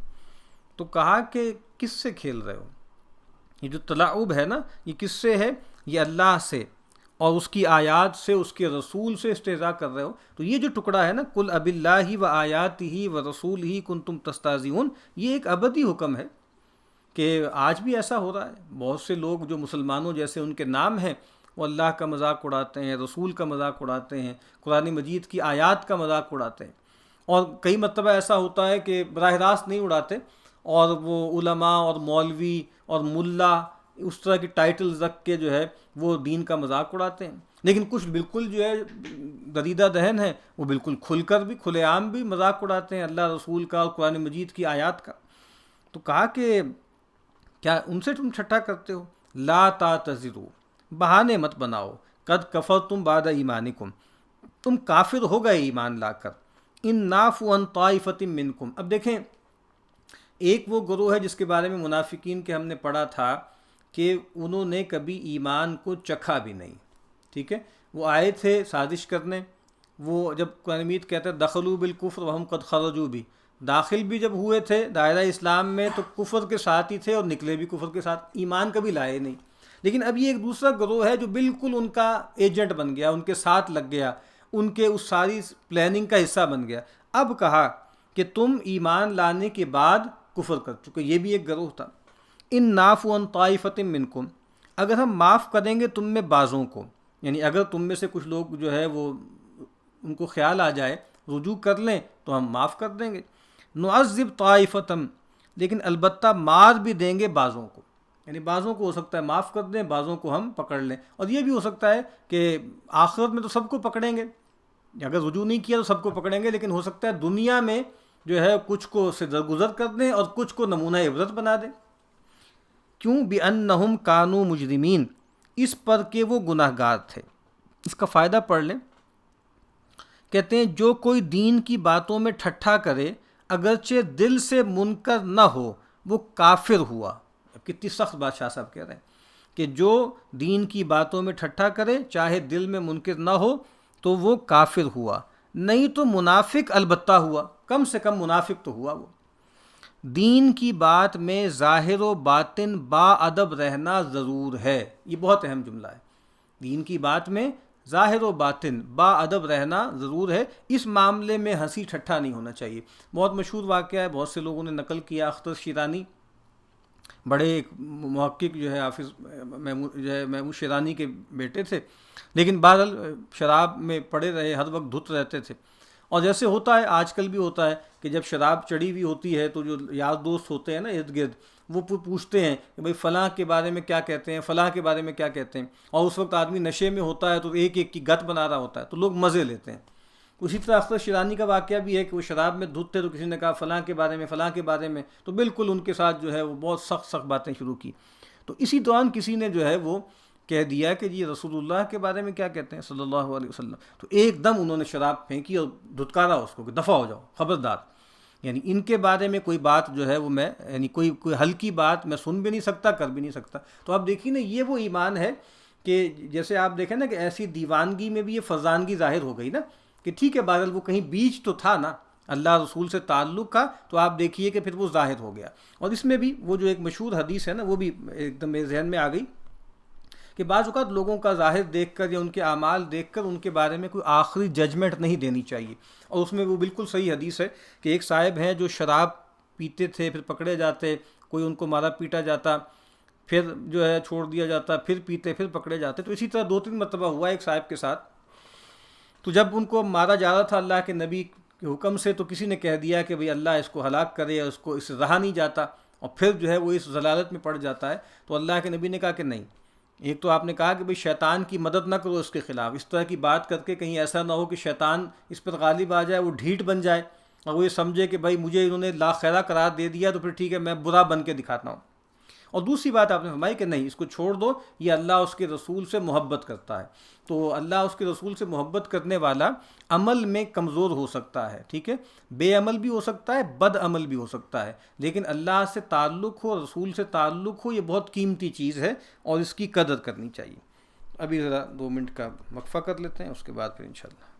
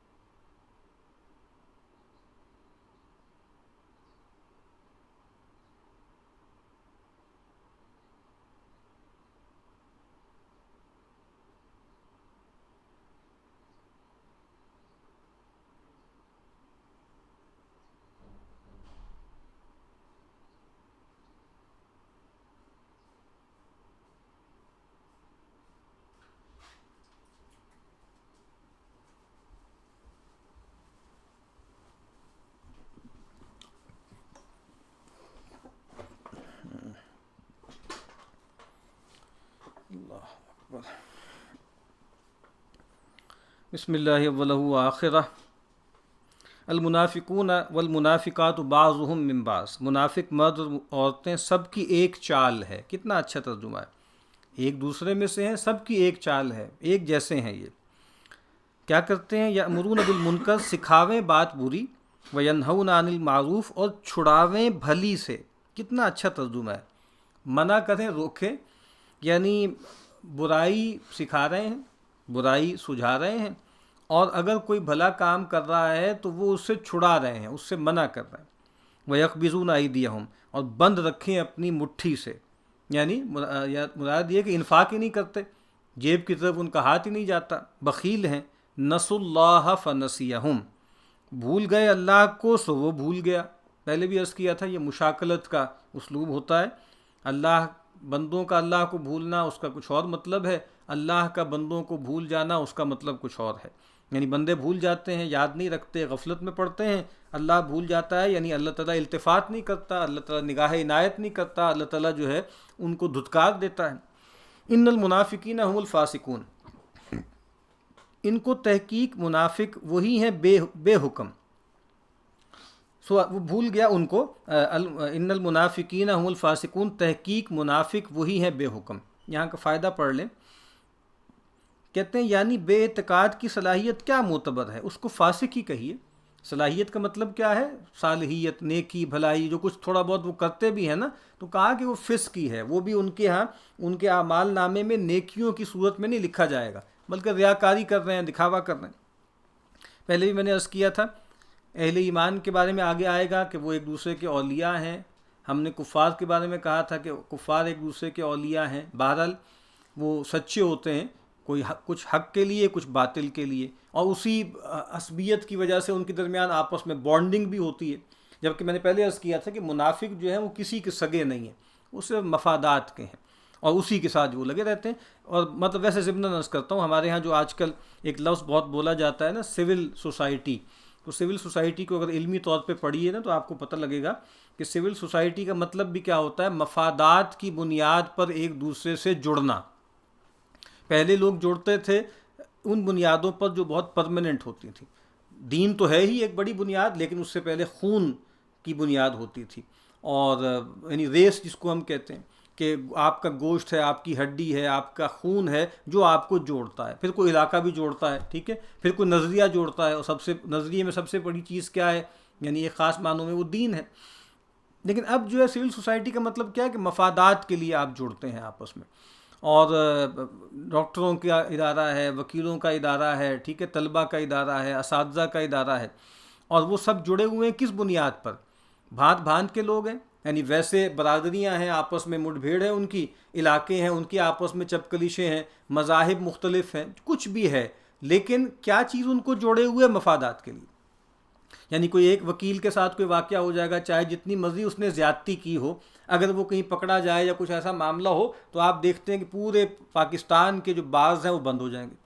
یہ نہیں اب دیکھیں گے کہ بھائی وہ ایشو جو ہے وہ جسٹ ہے، انجسٹ ہے، ہم جو تائید کر رہے ہیں وہ ٹھیک کر رہے ہیں، غلط کر رہے ہیں، مفادات ہیں. تو گویا ایک دوسرے کو سپورٹ کرنی ہے مفادات کے حصول کے لیے. بہرحال یہ ضمنی طور پر میں نے ایک بات کہی تھی. تو یہاں پر بھی کیا ہے کہ یہ ایک دوسرے میں سے ہیں، اور کتنا اچھا ترجمہ کیا، سب کی ایک چال ہے. وعد اللہ المنافقین والمنافقات، وعدہ کیا اللہ نے منافق مرد اور عورتوں کو، والکفار اور منکروں کو، نار جہنم خالدین فیہا، دوزخ کی آگ پڑے ہیں اس میں، ہی حسبہم، وہی بس ہے ان کو، ولعنہم اللہ، اور اللہ نے ان کو پھٹکارا، ولہم عذاب مقیم، اور ان کو ہے عذاب برقرار، باقی رہنے والا. اب پھر دیکھیے یہ وہ جو منافق ہیں نا، ان کا انجام دنیا میں تو ظاہر بات مسلمانوں میں رلے ملے تھے، آخرت میں ان میں اور کفار میں کوئی فرق نہیں. ایبورڈ دونوں کا ایک ہی ہے، بلکہ ان المنافقین فی الدرک الاسفل من النار، کیونکہ دھوکے باز ہیں، فراڈیے ہیں، دغا کرتے ہیں، اندر جا کے نقصان پہنچاتے ہیں، اس وجہ سے ان کی سزا عام کافروں سے بھی بڑھ کر ہے. کالذین من قبلکم کانوا اشد منکم قوۃ واکثر اموالا واولادا، جس طرح تم سے اگلے زیادہ تھے زور میں اور بہت رکھتے تھے مال اور اولاد. فاستمتعوا بخلاقہم، پھر برت گئے اپنا حصہ، فاستمتعتم بخلاقکم، پھر تم نے برت لیا اپنا حصہ، کما استمتع الذین من قبلکم بخلاقہم، جیسے برت گئے تم سے اگلے اپنا حصہ، وخذتم کالذی خاضوا، اور تم نے قدم ڈالے جیسے انہوں نے قدم ڈالے تھے. اولئک حبطت اعمالہم فی الدنیا والآخرہ، وہ لوگ مٹ گئے ان کے کیے دنیا میں اور آخرت میں. وَأُولَئِكَ هُمُ الْخَاسِرُونَ، اور وہی لوگ پڑے ہیں زیان میں. وہی بات بار بار قرآن مجید کہہ رہا ہے، مشرکین سے بھی کہہ رہا ہے، اہل کتاب سے بھی کہہ رہا ہے، منافقین سے بھی کہہ رہا ہے کہ تم کوئی ایسے نہیں ہو کہ تمہیں کوئی زیادہ مال ملا ہے، اقتدار ملا ہے. کہا تم سے پہلے جو لوگ تھے وہ اس سے زیادہ متمتع ہوتے رہے، لیکن یہ مال اور اسباب اور اولاد اور خدم و حشم اور جتھے ان کو بچا نہیں سکے، اور انہوں نے اپنا اپنا دنیا میں جو ہے حصہ پایا اور پا کے چلے گئے. لیکن انجام کیا ہوا؟ ان کا بھی کیا ہوا، تمہارا بھی کیا ہوا. یعنی سیدنا نوح کے جو مخالفین تھے، ہود کے، صالح کے، شعیب کے، سیدنا موسیٰ کے، سیدنا لوط کے، سب کے مخالفین دنیا میں بھی ہلاک ہو گئے اور آخرت میں بھی مارے جائیں گے. اور یہ جو پیغمبر ہیں ان کے مخالفین کی فیٹ اس سے مختلف نہیں ہے. وہ دنیا میں بھی جو ہے وہ خائب و خاسر ہوں گے اور آخرت میں بھی جہنم کا شکار ہوں گے. الم یاتی، اب پھر مثالیں دی جا رہی ہیں اسی کی تاریخ میں جو پریسیڈنٹس ہیں، نظائر ہیں، وہ بیان ہو رہے ہیں.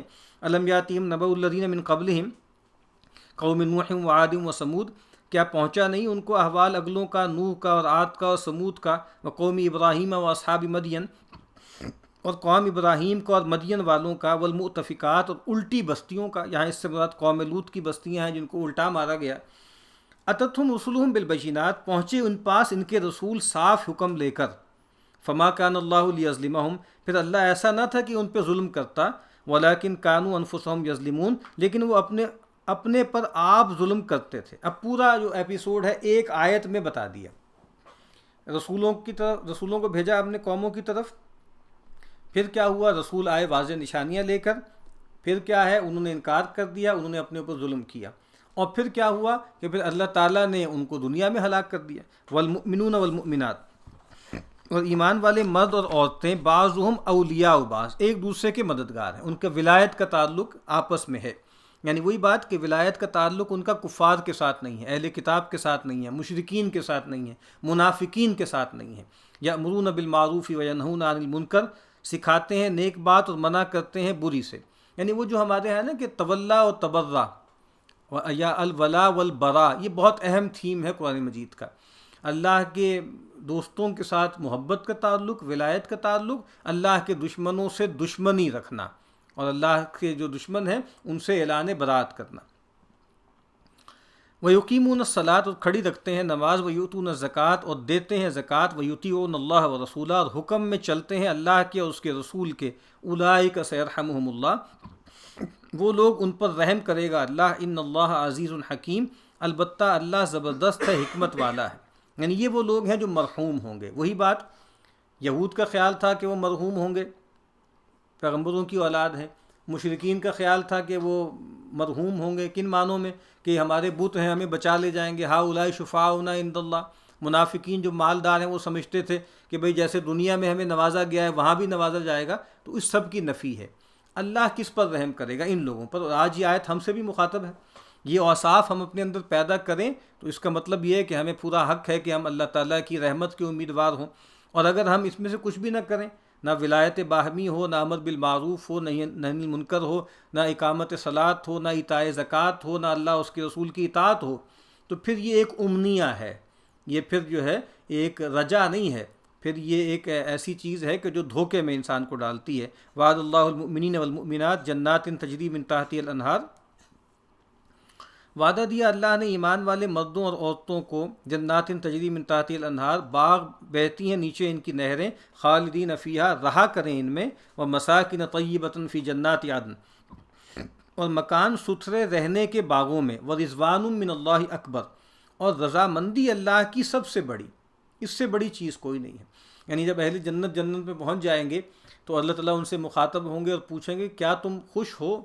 کہیں گے اللہ ہم کیسے تجھ سے خوش نہ ہوں، تو نے ہمیں وہ دیا جو کسی کو نہیں دیا، اپنی جنت دے دی تمام تر نعمتوں کے ساتھ. تو کہا کہ نہیں، اس سے بھی ایک بڑی چیز ہے، اور وہ یہ ہے کہ آج میں تم سے راضی ہو گیا اور آج کے بعد میں تم سے ناراض نہیں ہوں گا. تو فرمایا کہ ورضوان من اللہ اکبر، اور رضامندی اللہ کی سب سے بڑی ہے. قرآن مجید میں ایک جگہ فرمایا کہ ولذکر اللہ اکبر، اللہ کا ذکر سب سے بڑی چیز ہے. اس کی بھی اس کے ساتھ ایک مناسبت ہے کہ دنیا میں سب سے بڑی چیز کیا ہے کہ انسان اللہ کی یاد میں جیے، ٹھیک ہے، اور آخرت میں انسان کا سب سے بڑا شرف کیا ہے کہ انسان اللہ کی رضا حاصل کرے. اور اس سے یہ بات بھی واضح ہو جاتی ہے کہ اللہ کی رضا کا حصول جو ہے اس کا ایک ہی طریقہ ہے کہ انسان دنیا میں اللہ کو یاد کر کے جیے اور یاد رکھے. ذالک هو الفوز العظیم، یہی ہے بڑی مراد ملنی. یا ایھا النبی جاہد الکفار والمنافقین واغلظ علیہم، اے نبی لڑائی کر کافروں سے اور منافقوں سے، واغلظ علیہم، اور تند خوئی کر ان پر، اور مأواہم جہنم، اور ان کا ٹھکانہ دوزخ ہے، وبئس المصیر، اور وہ بری جگہ پہنچے. یعنی نبی اکرم صلی اللہ علیہ وسلم اپنی طبعی رحمت و رافت اور لینت کی بنیاد پر نرمی کا معاملہ کرتے تھے، یہ اس سے فائدہ اٹھاتے تھے، سازشیں کرتے تھے۔ تو اللہ کے نبی سے کہا جا رہا ہے کہ آپ جہاد کریں کفار اور منافقین سے۔ اس سے یہ بات بھی واضح ہوتی ہے کہ جہاد صرف جو ہے سیف سے نہیں ہوتا، صرف ہتھیار سے نہیں ہوتا، اور جو ہے اس کے طریقے بھی ہیں۔ وہ جو ایک روایت میں آتا ہے نا کہ جاہد الکفار بِأَلْسِنَتِهِمْ یعنی بِأَلْسِنَتِكُمْ وَأَمْوَالِكُمْ وَأَنفُسِكُمْ کہ جہاد کرو کفار سے اپنی مال سے، جان سے اور اپنی زبان سے بھی۔ تو اب یہاں پر کیا ہے کہ کفار کے ساتھ جو ہوگا قتال وہ جو ہے تلوار کے ساتھ ہوگا، منافقین کے ساتھ اللہ کے نبی نے کبھی جو ہے ان پر اس طرح کی سزائیں نافذ نہیں کی، ان کے خلاف کبھی لشکر کشی نہیں کی۔ عبداللہ ابن عباس فرماتے ہیں امر اللہ تعالیٰ بجہاد الکفار بالسیف والمنافقین باللسان کہ اللہ تعالیٰ نے پیغمبر کو حکم دیا کہ کفار کے ساتھ جہاد کریں تلوار سے اور منافقین سے زبان سے۔ یحلفون باللہ ما قالوا قسمیں کھاتے ہیں اللہ کی ہم نے نہیں کہا، وَلَقَدْ قَالُوا كَلِمَةَ الْكُفْرِ اور بے شک کہا ہے لفظ کفر کا، وَكَفَرُوا بَعْدَ إِسْلَامِهِمْ اور منکر ہو گئے مسلمان ہو کر، وَهَمُّوا بِمَا لَمْ يَنَالُوا اور فکر کیا تھا جو نہ ملا، یعنی آپ صلی اللہ علیہ وسلم کو ہر طرح کی نقصان پہنچانے کی کوشش کی، سازشیں کی، اور آپ کے دشمنوں کے ساتھ ملتے رہے، پروپیگنڈا کرتے رہے، ان کو ابھارتے رہے، سب کام کرتے رہے۔ اور ایک خاص موقع پر یعنی وہ مشہور واقعہ ہے نا کہ کچھ منافقین رسول اللہ صلی اللہ علیہ وسلم گزر رہے تھے کہیں سے، تو انہوں نے ارادہ کیا، منہ پہ انہوں نے ڈھاٹے باندھے ہوئے تھے، ارادہ کیا کہ معاذ اللہ کے رسول پر اوپر سے کوئی چٹان گرا کے آپ کو شہید کر دیں۔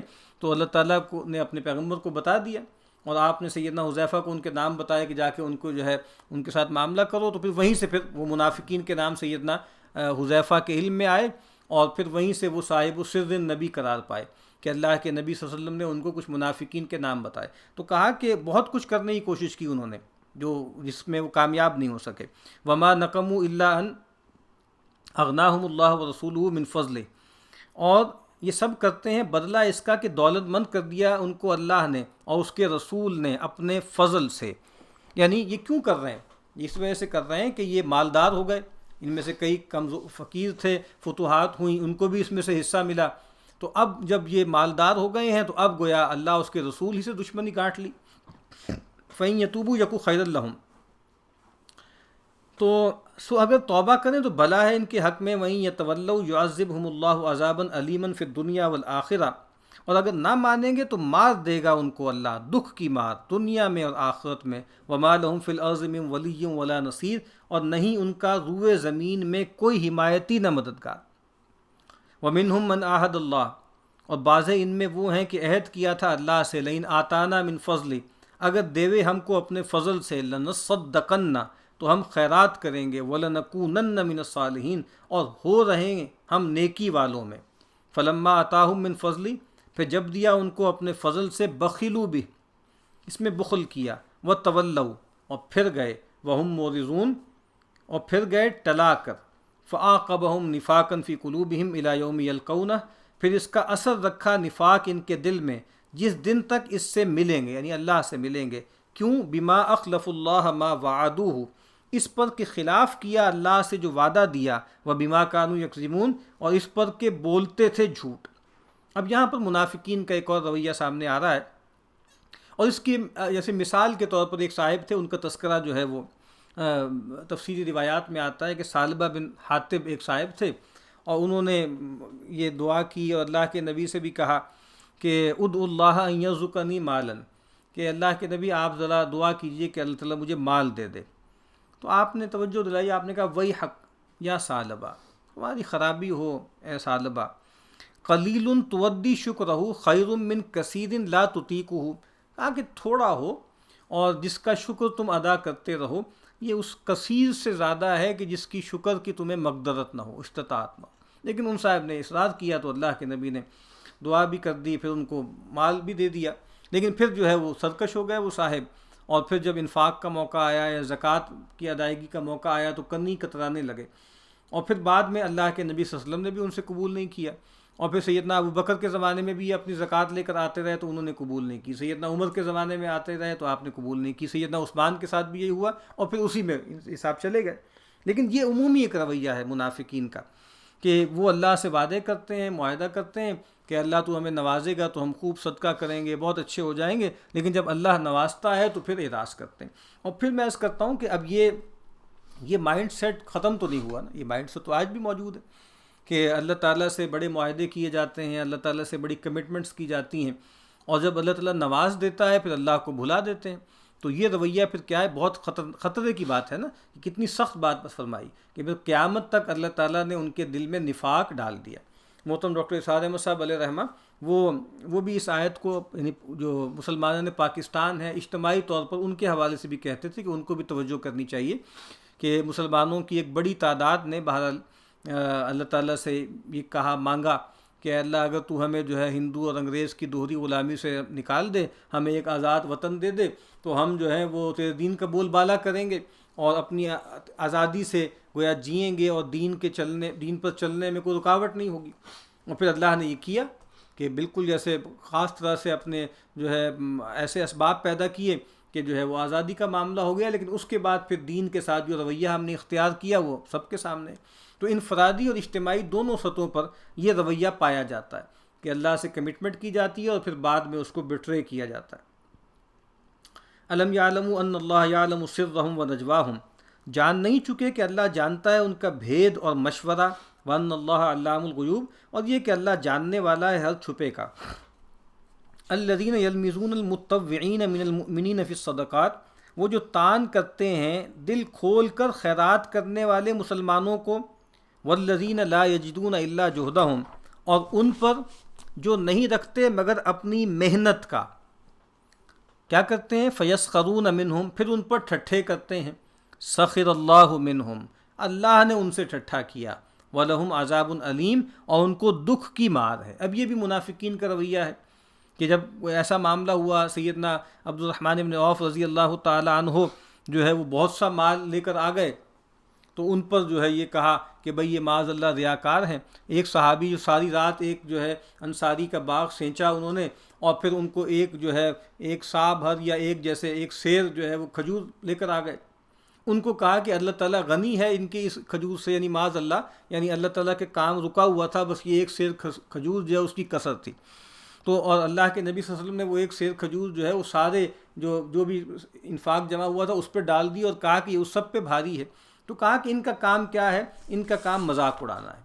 جو زیادہ کر رہا ہے اس کو کہہ رہے ہیں ریاکار ہے، جو کم کر رہا ہے اس کو کہہ رہے ہیں کہ اس سے کیا ہونا ہے۔ تو استغفر لہم او لا تستغفر لہم، تو ان کے حق میں بخشش مانگ یا نہ مانگ، ان تستغفر لہم 70 مرتن، اگر ان کے واسطے 70 مرتبہ بخشش مانگے، فلن یغفر اللہ لہم، تو بھی ہرگز نہ بخشے ان کو اللہ، ذالک بانہم کفروا باللہ ورسولہ، یہ اس پر کہ وہ منکر ہوئے اللہ سے اور اس کے رسول سے، واللہ لا یہدی القوم الفاسقین، اللہ راہ نہیں دیتا بے حکم لوگوں کو۔ اب یہ بہت سخت آیت ہے، اس پر فائدہ پڑھ لیں شاہ صاحب کا،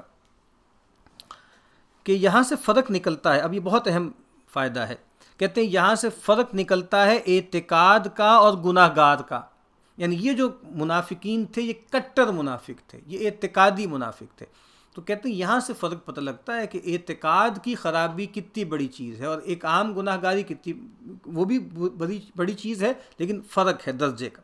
اس سے بھی دیکھیے نا، یہ جو ہمارے ہاں یعنی ایمان کی ہم قدر نہیں کرتے، اور مسلمان غفلت میں پڑے ہیں، بدکاریوں میں بھی پڑے ہیں، کم از کم ان کے اندر کا جو ایمان ہے نا اس کی قدر کرنی چاہیے۔ اور اس کے برعکس جو بے ایمان ہیں، کافر ہیں، اللہ رسول کو نہیں مانتے، ان کی کچھ ظاہری اعمال دیکھ کر ریجھ نہیں جانا چاہیے۔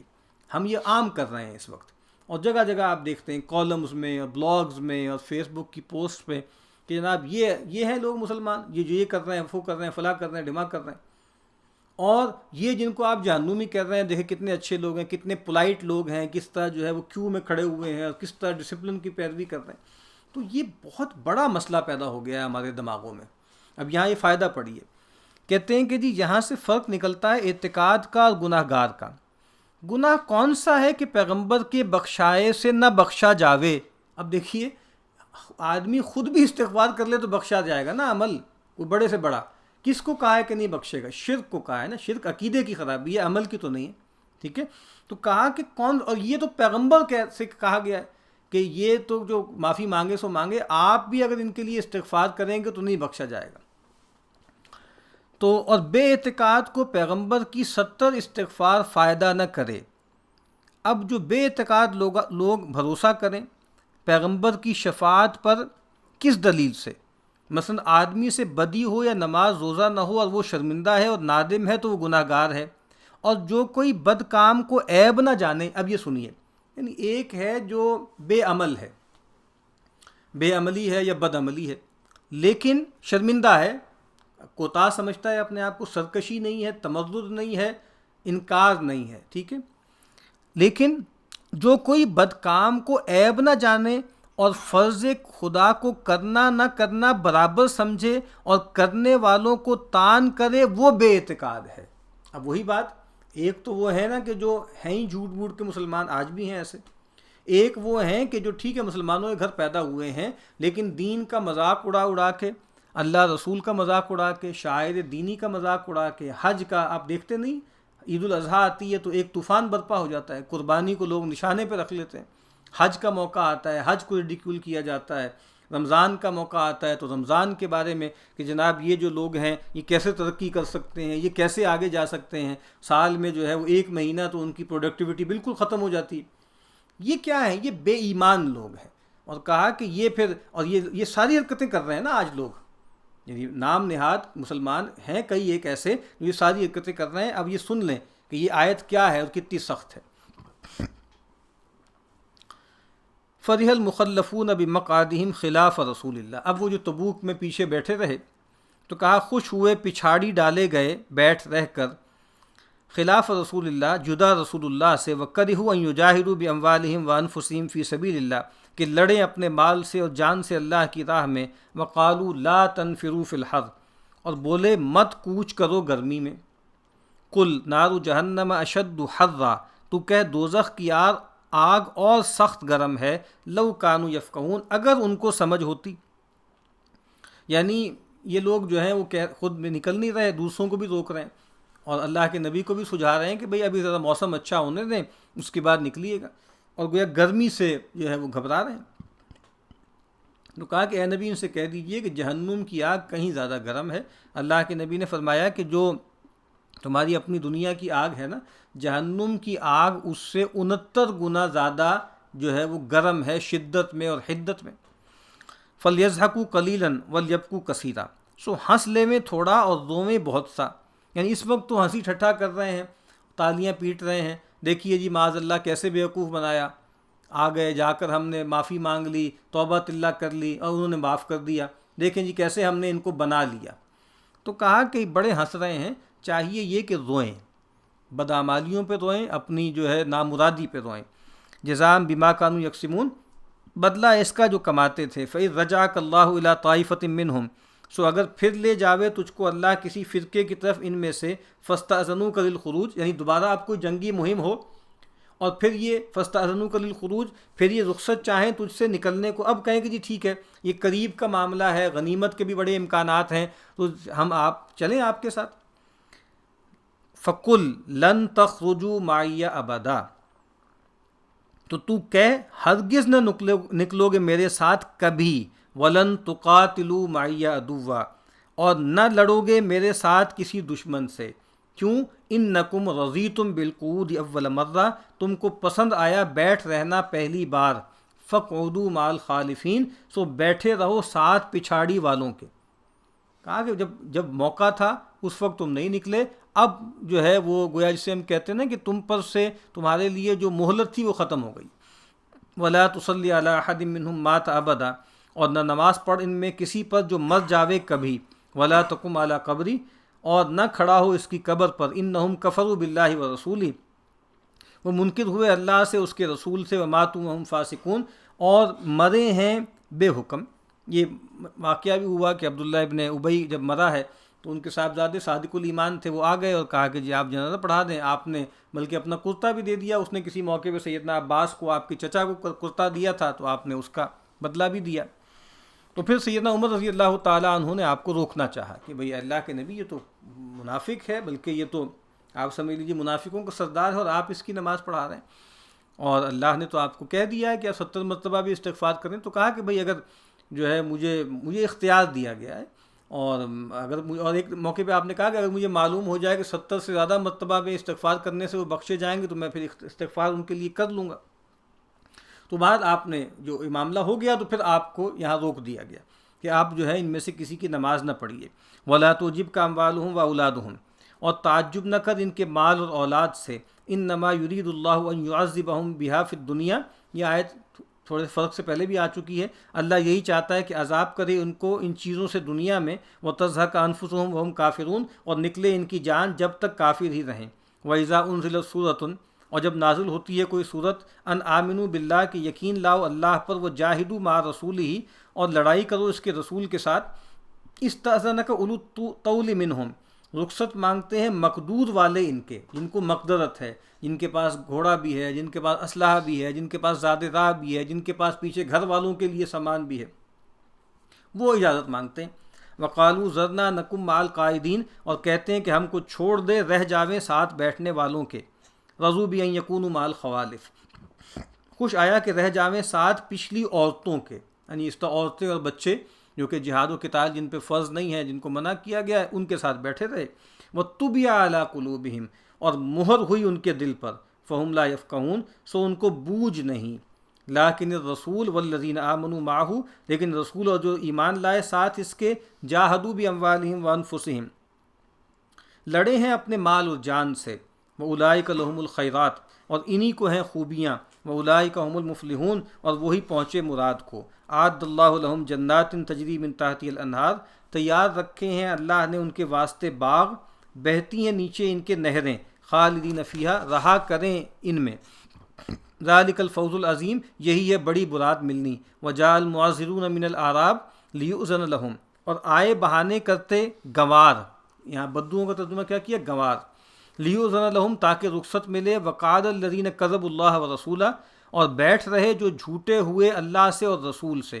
سیصیب الذین کفروا منہم عذاب علیم، اب پہنچے گی ان پر جو منکر ہیں ان میں دکھ کی مار. لیس علی الضعفاء، اب کچھ جینون لوگ بھی ہیں جن کا عذر ہے. لیس علی الضعفاء، ضعیفوں پر تکلیف نہیں، الزام نہیں، حرج نہیں. ولا علی المرضى، اور نہ مریضوں پر. ولا علی الذین لا یجدون ما ينفقون حرج، اور نہ ان پر جن کو پیدا نہیں جو خرچ کریں. حرج یعنی کوئی تکلیف. اذا نصحوا للہ ورسولہ، جب دل سے صاف ہوں اللہ اور رسول کے ساتھ. یہ آیت بھی بہت اہم ہے. یعنی اگر کوئی جینون عذر ہے نا، کوئی مجبوری ہے، لیکن دل صاف ہے، اللہ اور اس کے رسول کے ساتھ اخلاص ہے، ان کے ساتھ صفائی کا معاملہ ہے، دل میں کوئی کجی نہیں ہے، کوئی رسول کے خلاف دشمنی نہیں ہے، بس کمزوری ہے. جو اب اس میں بھی دیکھیے نا، آج بھی جو مسلمان ہیں، مسلمانوں کی بڑی تعداد ایسی ہے کہ جو کوتاہ ہے، عمل میں کمزور ہے، لیکن سچے ہوں معاملوں میں، اللہ اس کے رسول کے ساتھ سچے ہیں ان معنوں میں کہ اللہ کے ساتھ بے وفائی نہ کریں. ٹھیک ہے، اللہ کے دین کا مذاق نہ اڑائیں. اللہ کے ساتھ بے وفائی کیا ہے کہ شرک نہ کریں، کوئی شرکیہ عمل بھی نہ کریں. رسول کے ساتھ بے وفائی کیا ہے کہ رسول کی باتوں کا مذاق نہ اڑانا شروع کر دیں. ٹھیک ہے، اور رسول کے معاملے میں بے غیرت نہ ہو جائیں کہ رسول کی جو ہے وہ توہین ہونے لگے، معاذ اللہ رسول کے خاکے بننے لگیں، اور یہ مسکرا کے کہیں کہ بھئی ایسے لوگوں سے ہمیں مکالمہ کرنا چاہیے، ان سے باتیں کرنی چاہیے. نہیں، اس کا مطلب یہ ہے کہ اللہ کے رسول سے سچے نہیں ہیں، ان کا دل صاف نہیں ہے. ما علی المحسنین من سبیل، نہیں نیکی والوں پر الزام کی راہ. واللہ غفور الرحیم، اور اللہ بخشنے والا مہربان ہے. ولا علی الذین اذا ما اتوک، اب یہ کچھ خاص لوگوں کا تذکرہ ہے، اور ان پر حرج نہیں ہے اصل میں کیا، اور ان پر کہ تیرے پاس آئے، لتحملہم، تا ان کو سواری دے. قلت لا اجد ما احملکم علیہ، تو نے کہا مجھ کو پیدا نہیں جو تم کو سواری دوں. تولوا، الٹے پھرے. وَأَعْيُنُهُمْ تَفِيضُ مِنَ الدَّمْ، اور ان کی آنکھوں سے بہتے ہیں آنسو. حزناً، اس غم سے. اللہ یجدوا ما ينفقون، کہ ان کو پیدا نہیں جو خرچ کریں. اب یہ خاص لوگ ہیں جو اللہ کے نبی صلی اللہ علیہ وسلم کے پاس آئے اور وہ مقدرت نہیں رکھتے، ان کے پاس سواری نہیں ہے، جانا چاہتے ہیں، شدید خواہش ہے، اور آپ کی خدمت میں حاضر ہوتے ہیں اور عرض کرتے ہیں کہ اللہ کے نبی ہم بالکل تیار ہیں، بس ہمارے پاس جو ہے وہ سامان حرب نہیں ہے، ہمارے پاس سواری نہیں ہے، آپ ہمیں سواری فراہم کر دیں۔ تو آپ فرماتے ہیں کہ میرے پاس تو اضافی سواری نہیں ہے۔ اور ان کی سچائی کیا ہے کہ وہ لوٹتے ہیں اس حال میں اتنے دل گرفتہ ہوتے ہیں کہ آنکھوں سے آنسو جاری ہوتے ہیں۔ کس بات پہ آنسو جاری ہو رہے ہیں؟ کہ ہم اللہ کے رسول کے ساتھ مل کر جہاد و قتال کرنے اور اللہ کے راستے میں مارے جانے کی فضیلت سے محروم کر دیے گئے۔ اس سے پتہ لگتا ہے کہ نیت کی کتنی اہمیت ہے۔ ہم نے پڑھا ہے کچھ لوگ جو جائیں گے تو فساد ہی مچائیں گے، یعنی ان کا جانا نہ جانا برابر ہے، اور کچھ لوگ نہیں گئے اور اجر میں گویا بازی لے گئے ان سے۔ اور اللہ کے نبی نے فرمایا ہے، جب آپ تبوک سے واپس آ رہے تھے تو آپ نے صحابہ کو مخاطب کر کے فرمایا کہ ان فی المدینۃ لرجالا، مدینہ میں کچھ لوگ ہیں، ما سرتم مسیرا، جو تم نے سفر طے کیا وہ انہوں نے نہیں طے کیا، ولا قطعتم وادیا، اور نہ ہی انہوں نے کوئی وادی قطع کی ہے، الا ہوا معکم، مگر یہ کہ وہ تمہارے ساتھ ہیں۔ اور ایک روایت میں فرمایا الا شریکوکم فی الاجر، مگر یہ کہ وہ تمہارے ساتھ اجر میں شریک ہیں۔ کیوں؟ حبسہم العذر، اور ایک میں حبسہم المرض، ان کو مرض نے یا عذر نے روک لیا۔ اب یہ وہ لوگ ہیں جن کا تذکرہ ہو رہا ہے کہ وہ نہیں گئے اور اجر پورا پا لیا، ٹھیک ہے۔ اسی لیے اللہ کے نبی نے کہا نا کہ من سأل اللہ شہادت بصدق، کہ جو اللہ تعالیٰ سے شہادت مانگتا ہے سچائی کے ساتھ، کچھ روایت میں بقلب، پوری دل کی گہرائی کے ساتھ، بلغہ اللہ منازل الشہداء وہی مات علی فراشہ، اللہ تعالیٰ اس کو جو ہے وہ شہداء کی ایک قدر و منزلت تک پہنچا دیتے ہیں اگرچہ وہ اپنے بستر پر مرے۔ تو وہ شخص جو فزیکلی نہیں گیا، جنگ بھی نہیں کی، اس کو اجر مل جائے گا۔ اور وہ شخص، وہ جو ریاکار ہے، وہ جو 3 لوگوں کا معاملہ اللہ کی جناب میں ہوگا نا، تو وہ کیا ہے؟ وہ اللہ کے راستے میں مقتول ہو گیا، قتال کیا، جان دے دی، اس کو کہا جائے گا کہ تم جہنم میں اوندھا منہ تمہیں گرایا جائے گا۔ کیوں؟ تم جو ہے دکھاوے کے لیے کر رہے تھے، اس لیے کر رہے تھے تاکہ لوگ کہیں کہ بڑا جری ہے، بڑا بہادر ہے۔ تو اس سے بھی نیت کی اہمیت کا بھی پتہ لگتا ہے۔ انما السبیل علی الذین یستأذنونک وہم اغنیاء، راہ الزام کی ان پر ہے جو رخصت مانگتے ہیں تجھ سے اور مالدار ہیں، غنی ہیں، اس کے باوجود جو ہے وہ اجازت مانگ رہے ہیں۔ رضوا بان یکونوا مع الخوالف، خوش لگا کہ رہ جاویں ساتھ پچھلی عورتوں کے، وطبع اللہ علی قلوبہم، اور مہر کی اللہ نے ان کے دل پر، فہم لا یعلمون، سو وہ نہیں جانتے۔ یعتذرون الیکم اذا رجعتم الیہم، بہانے لاویں گے تمہارے پاس جب پھر کر جاؤ گے ان کی طرف۔ قل لا تعتذروا، تو کہہ بہانے مت بناؤ، لن نؤمن لکم، تو کہا ہم نہ مانیں گے تمہاری بات، قد نبأنا اللہ من اخبارکم، ہم کو بتا چکا ہے اللہ تمہارے احوال، وسیر اللہ عملکم ورسولہ، اور ابھی دیکھے گا اللہ تمہارے کام اور اس کا رسول، ثم تردون الی عالم الغیب والشہادہ، پھر جاؤ گے طرف اس جاننے والے چھپے اور کھلے کے، فینبئکم بما کنتم تعملون، سو وہ بتا دے گا تم کو جو کر رہے تھے۔ یعنی یہاں پر کہا جا رہا ہے کہ ایک تو لوگوں کا تذکرہ ہوا نا کہ ان پہ تو مہر ہو گئی، اور ایک وہ لوگ ہیں جو ابھی ان میں کوئی امکان ہے، تو کہا کہ ایک تو معذرتیں نہ کرو، تمہارا پول کھل چکا، اللہ تعالیٰ نے ہم پر بات واضح کر دی، اور ابھی دیکھتے ہیں آگے کیا ہوتا ہے، ابھی اور بھی مراحل ہیں، اگر تم معاملات کو ٹھیک کر لو گے تو ٹھیک ہے، اللہ کے یہاں اجر پا لو گے اور تمہاری معافی قبول ہو جائے گی، اور اگر نہیں ہوگا تو اللہ کی جناب میں تمہیں جانا ہے اور اللہ تعالیٰ تمہارے معاملات کو دیکھ لے گا۔ سیحلفون باللہ لکم اذا انقلبتم الیہم لتعرضوا عنہم، اب قسمیں کھاویں گے اللہ کی تمہارے پاس جب پھر جاؤ گے ان کی طرف، لتعرضوا عنہم، تا ان سے درگزر کرو، فاعرضوا عنہم، سو درگزر کرو ان سے، انہم رجس، وہ لوگ ناپاک ہیں، یعنی یہ بدتمیز لوگ ہیں، غلیظ لوگ ہیں، خبیث النفس لوگ ہیں۔ یعنی اگر آپ سختی کریں گے تو کیا ہوگا؟ یہ اور ڈھیٹ ہو جائیں گے، آپ کے خلاف سازشیں کریں گے، باتیں بنائیں گے، کہیں گے جی نا ہم تو گئے تھے جی، ان گڈ فیتھ گئے تھے، ہماری بات نہیں مانی گئی۔ تو یہ بھی ایک بڑی حکمت ہوتی ہے، ہم دیکھیں گے آگے کہ یہ بھی جیسے آپ سمجھ لیجئے نا کہ جو آپ کہیں کہ ایک بڑی صلاحیت ہوتی ہے کہ آدمی یہ جانچ لے کہ بھائی اس کو اگر پکڑیں گے، سختی کریں گے، ہونا کچھ بھی نہیں ہے، اصلاح تو ہونی نہیں ہے، اور گویا انسان کی اتھارٹی ہی چیلنج ہونی ہے۔ اور جن لوگوں کے بارے میں پتہ ہو کہ یہ سچے لوگ ہیں اور یہ پختہ لوگ ہیں، ان کو بعض اوقات بہت کڑی سزا دی جاتی ہے، اور وہ سزا جو ہے وہ بہت سے لوگوں کے لیے ایک نشانی بن جاتی ہے، اور ان کی پاکیزگی کا ذریعہ بھی بنتی ہے۔ وہ آگے آئے گی نا، وَعَلَى الثَّلَاثَةِ الَّذِينَ خُلِّفُوا، وہ 3 لوگوں کا مواخذہ ہوا اور ایسا بے مثال بے نظیر جو ہے مواخذہ ہوا، اور اتنا وہ پورا اترے اس کے اندر کہ وہ آپ اس کو پڑھیے تو انسان کا ایمان جو ہے وہ تازہ ہو جاتا ہے۔ تو یہ بھی ایک لیڈر کی خاصیت ہوتی ہے کہ وہ دیکھے۔ ہم ظاہر بات لیڈر کا لفظ ہم پیغمبر کے لیے نہیں بولیں گے، یعنی بہت چھوٹا لفظ ہے پیغمبر کے حوالے سے، لیکن ہم ویسے مثال کے طور پہ کہہ رہے ہیں کہ یہ بات دیکھنا کہ جو ہے وہ کون لوگ ہیں کہ ان کو اگر سزا دیں گے تو وہ جھیل جائیں گے اور جو ہے ان کے معاملات درست ہو جائیں گے، اور کون ہیں کہ جو اس کو مذاق بنا لیں گے۔ تو ومأواہم جہنم جزاء بما کانوا یکسبون، ان کا ٹھکانہ دوزخ ہے بدلہ ان کی کمائی کا۔ یحلفون لکم لترضوا عنہم، قسم کھاویں گے تمہارے پاس کہ تم ان سے راضی ہو جاؤ۔ فإن ترضوا عنہم، سو اگر تم راضی ہو گئے، فإن اللہ لا یرضى عن القوم الفاسقین، تو اللہ راضی نہیں بے حکم لوگوں سے۔ اس کا فائدہ ہے یعنی جس شخص کا احوال معلوم ہو کہ منافق ہے، اس کی طرف سے تغافل روا ہے، ٹھیک ہے، آپ چھوڑیں، اعراض کریں، لیکن دوستی اور محبت اور یگانگی روا نہیں۔ کتنی اہم بات ہے، ٹھیک ہے، اگنور کریں، چھوڑیں، آپ گفتگو نہ کریں، ہر وقت برا بھلا کہنا، ہر وقت ان کی طرف انگلی پوائنٹ کرنا یہ ضروری نہیں ہے۔ لیکن یہ کیسے ہو سکتا ہے کہ جس کے بارے میں یہ بات واضح ہو جائے، ایکسپوز ہو جائے وہ آدمی کہ یہ کٹر منافق ہے اور آج کے دور کے زندیق ہیں بہت سے، پھر بھی آپ ان سے محبت کا تعلق رکھیں، پھر بھی دوستی کے تعلق رکھیں، یگانگی ان کے ساتھ رکھیں، یہ کیسے ممکن ہے ایمان کے ساتھ؟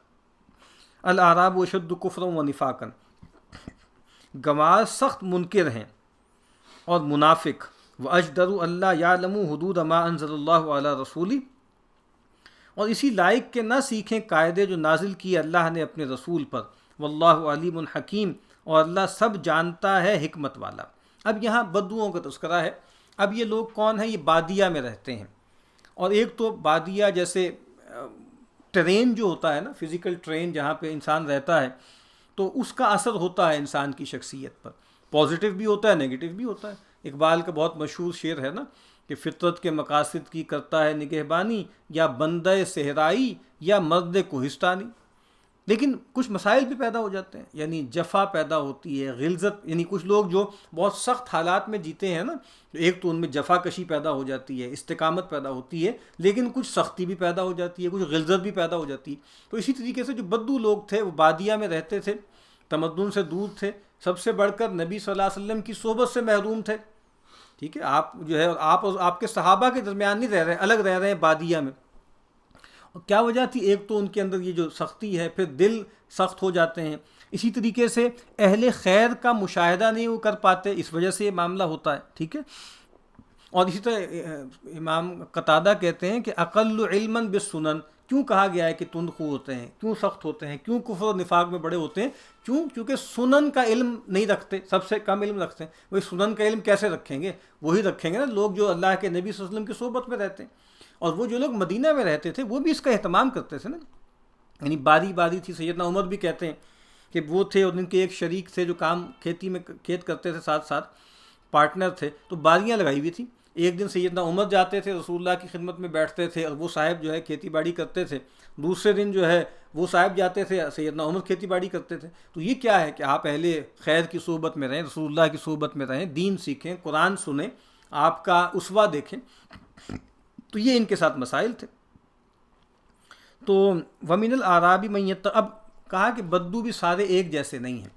اب وہ جو جہاں پہ کہا ہے نا کہ جفا کا معاملہ ہے، وہ کئی روایتیں ہیں نا کہ اللہ کے نبی صلی اللہ علیہ وسلم کے پاس ایک صاحب جو ہیں وہ آئے، ایک بدو سردار، اور اللہ کے نبی کو دیکھا کہ آپ اپنے نواسے کو چوم رہے ہیں اور آپ چمٹا رہے ہیں۔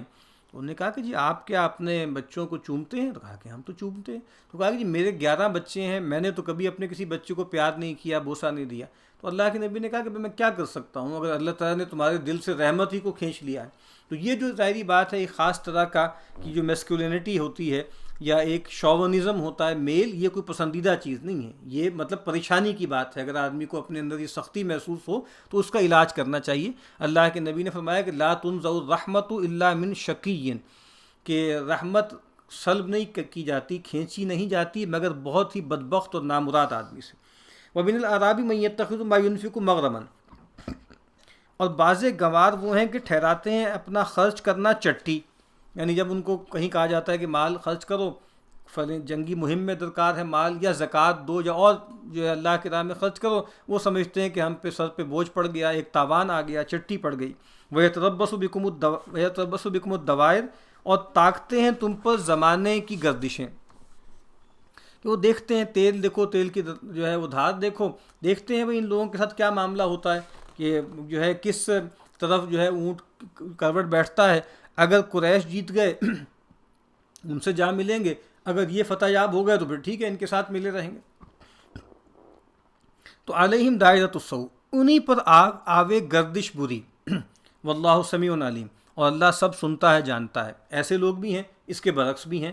ومن الاعراب من یؤمن باللہ والیوم الاخر، سب ایسے نہیں ہیں عراب میں، وہ بعضیں گوار وہ ہیں کہ ایمان لاتے ہیں اللہ پر، پچھلے دن پر، وَيَتَّخِذُ مَا يُنْفِقُ قُرُبَاتٍ عِنْدَ اللَّهِ وَصَلَوَاتِ الرَّسُولِ، اور ٹھہراتے ہیں اپنا خرچ کرنا نزدیک ہونا اللہ سے اور دعا لینی رسول کی۔ الا انہا قربۃ لہم، سنتا ہے وہ ان کے حق میں نزدیکی ہے، اللہ کے قرب کا ذریعہ ہے۔ سیدخلہم اللہ فی رحمتہ، اور داخل کرے گا ان کو اللہ اپنی مہر میں۔ ان اللہ غفور الرحیم، اللہ بخشنے والا مہربان ہے۔ تو کہا کہ ایمان رکھتے ہیں اور اللہ کا قرب تلاش کرتے ہیں اور چاہتے ہیں کہ رسول اللہ کی دعا انہیں حاصل ہو، ان کا استغفار انہیں ملے۔ والسابقون الاولون من المہاجرین والانصار، اور جو لوگ قدیم ہیں پہلے وطن چھوڑنے والے اور مدد کرنے والے، والذین اتبعوہم بإحسان، اور جو ان کے پیچھے آئے نیکی سے، رضی اللہ عنہم ورضوا عنہ، اللہ راضی ان سے اور وہ راضی اس سے، وأعد لہم جنات تجری تحتها الانہار، اور رکھے ہیں واسطے ان کے باغ نیچے بہتی نہریں، خالدین فیہا ابدا، رہا کریں ان میں ہمیشہ، ذالک الفوز العظیم، یہی ہے بڑی مراد ملنی۔ یہاں پر اس کا فائدہ لکھا ہے، جنگ بدر تک جو مسلمان ہوئے ہیں وہ قدیم ہیں، وہ سابقون الاولون ہیں۔ اب اس کا مطلب یہ ہے کہ سابقون الاولون مہاجرین تو تقریباً ساری اس میں آ گئے، اور انصار بھی وہ جو بالکل ابتدائی دور میں ایمان لائے۔ یہ ایک تقسیم انہوں نے کی ہے، لیکن اس کو آگے بھی لے جایا جا سکتا ہے، اور باقی ان کے تابع ہیں۔ اب یہاں دیکھیے صحابہ کرام کا بیان ہو رہا ہے یہاں پہ، سابقون الاولون، اور پھر جو ان کے تابع ہوئے، اور اللہ تعالیٰ نے ان کے بارے میں اعلان کر دیا، رضی اللہ عنہم ورضوا عنہ، اور ان کو جنتی قرار دے دیا۔ اب اس کے بعد صحابہ کرام کی جماعت پر من حیث المجموع طعن کرنا اور ان کی تنقیص کرنا، ان کی توہین کرنا، ان کی تفسیق کرنا، یہ گویا پھر قابل قبول نہیں ہے، گویا پھر یہ قرآن مجید کے خلاف ایک رویہ ہے جو آپ اختیار کر رہے ہیں۔ اور ہیں ہمارے یہاں ایسے لوگ، فیصل آباد کے ایک بزرگ فوت ہو گئے، وہ اس طرح کی باتیں بہت کرتے تھے، اور اثنا عشری ہیں ان کو، جیسے ان کو دعوت کے حوالے سے یا تالیف قلب کے حوالے سے ان کے بارے میں نرم گوشہ بھی رکھتے تھے، اور اس طرح کی باتیں بھی کرتے تھے کہ بھئی وہ لوگ کیا کریں بیچارے، وہ بھی معذور ہیں، ان کے پاس جو تاریخ ان تک پہنچی ہے، ان کے پاس جو حدیثیں ہیں وہ مختلف ہیں، تاریخ اور انداز میں پہنچی ہے، ہمارے پاس اور تاریخ ہے، ہمارے پاس اور حدیث کی کتابیں ہیں، تو گویا وہ معذور ہیں، ورنہ وہ بہت اچھے لوگ ہیں، بھلے لوگ ہیں، ہوں گے اچھے لوگ، اس میں کیا شبہ ہے۔ لیکن یہ بات اہم نہیں ہے، مطلب تاریخ بھی ساری چھوڑ دیں، ہم بھی چھوڑ دیں، اہل سنت بھی چھوڑ دیں، وہ بھی چھوڑ دیں، اہل سنت جو ہیں وہ اپنی تاریخ ایک طرف رکھ دیں، وہ رکھ دیں، قرآن کو تو کہتے ہیں نا، سب کہتے ہیں کہ ہم مانتے ہیں، اگرچہ ایک اشکال ہے، کچھ لوگ ان میں سے ایسے ہیں جو یہ شبہ رکھتے ہیں کہ بھئی شاید اصل جو قرآن ہے وہ امام کے پاس ہے، امام لے کر آئے گا، لیکن بہرحال بہت اکثر کہتے ہیں کہ نہیں، ہم قرآن میں تحریف کے قائل نہیں ہیں، ہم یہ مانتے ہیں کہ قرآن پورا کا پورا ہم تک پہنچا ہے۔ تو قرآن کیا کہتا ہے؟ یعنی قرآن صحابہ کرام کا کیسا تعارف کرا رہا ہے؟ وہ تعارف وہ تو نہیں ہے کہ معاذ اللہ 16-17 افراد کو چھوڑ کے معاذ اللہ سب لوگوں نے بیٹریل کیا اور سب لوگوں نے جو ہے غداری کی رسول اللہ صلی اللہ علیہ وسلم سے، اور رسول اللہ صلی اللہ علیہ وسلم جو ہے وہ تو اعلان کر کے گئے تھے وصایت کا اور ولایت کا اور خلافت کا، اور بعد میں لوگ معاذ اللہ مفادات کا شکار ہو گئے اور غصب کر لیا۔ تو یہ جو سارا بیانیہ ہے نا، یہ سارا نیریٹو ہے، یہ قرآن مجید سے میچ نہیں کرتا۔ ٹھیک ہے، ہم پڑھتے آ رہے ہیں، منافقین بھی ہیں، لیکن آپ دیکھیے منافقین ایک چھوٹا سا گروہ ہے، جو مین سٹریم صحابہ ہیں ان کے بارے میں قرآن مجید کیا بیان کر رہا ہے؟ تو یہ ایک آیت کافی ہے ان کی ریفیوٹیشن کے لیے، کہ دیکھیں سابقون الاولون بھی ہیں، اور جو ان کی پیروی کرنے والے لوگ ہیں وہ 17-18 لوگ تو نہیں ہیں معاذ اللہ، مین سٹریم صحابہ کی وہ ہے جس کے بارے میں یہاں بات بیان ہو رہی ہے۔ وَمِمَّنْ حَوْلَكُم مِّنَ الْأَعْرَابِ مُنَافِقُونَ وَمِنْ أَهْلِ الْمَدِينَةِ، اور بعضے تمہارے گرد کے گوار منافق ہیں، اور بعضے مدینہ والے بھی، یعنی جو بدو ہیں ان میں بھی منافقین ہیں، اور مدینہ میں جو رہتے ہیں وہ بھی منافق، ان میں سے بھی کچھ ہیں۔ مردو علی النفاق، اڑ رہے ہیں نفاق پر. وہی بات ان سے جب کہا جاتا ہے تعالوا یستغفر لکم رسول اللہ لووا رؤوسہم ورأیتہم یصدون وہم یستکبرون، جب ان سے کہا جاتا ہے آؤ اللہ کے رسول کے پاس، وہ تمہارے لیے اللہ سے مغفرت طلب کریں، تو اپنی گردنیں مٹکاتے ہیں اور اعراض کرتے ہیں اور تکبر کرتے ہیں. یہ وہ لوگ ہیں مردو علی النفاق. لا تعلمہم، تو ان کو نہیں جانتا. نحن نعلمہم، ہم کو معلوم ہے. سنعذبہم مرتین، ان کو ہم عذاب دیں گے 2 بار. 2 بار سے کیا مراد ہے؟ ایک ہو سکتا ہے دنیا میں دیں، ایک یہ ہے کہ قبر میں دیں، ایک یہ ہے کہ دنیا میں دیں، اور ایک یہ ہے کہ آخرت میں. دنیا کا عذاب کیا ہے کہ ان کا پول کھول دیں، ان کی فضیحت کر دیں، ٹھیک ہے، اور لوگوں کے سامنے ان کا باطن ہے وہ آشکار کر دیں. یہ گویا دنیا کا عذاب ہے. ثم یردون الی عذاب عظیم، پھر پھیرے جاویں گے بڑے عذاب میں. جو کہا ہے نا کہ دنیا کا عذاب اور قبر کا، کیونکہ پھر آگے کیا ہے نا عذاب عظیم، وہ تو آخرت کا ہے نا، جہنم کا ہے. وآخرون اعترفوا بذنوبہم، اور بعض مانے اپنا گناہ. خلطوا عملا صالحا وآخر سیئا، ملایا ایک کام نیک اور دوسرا بد. عسى اللہ ان یتوب علیہم، شاید اللہ معاف کرے ان کو. ان اللہ غفور الرحیم، بے شک اللہ بخشنے والا اور مہربان ہے. اب کچھ لوگ ہیں ان سے غلطیاں بھی ہوئیں، کوتاہیاں بھی ہوئیں، لیکن نیک کام بھی کرتے ہیں، رلے ملے ہیں اور معترف ہیں بہرحال.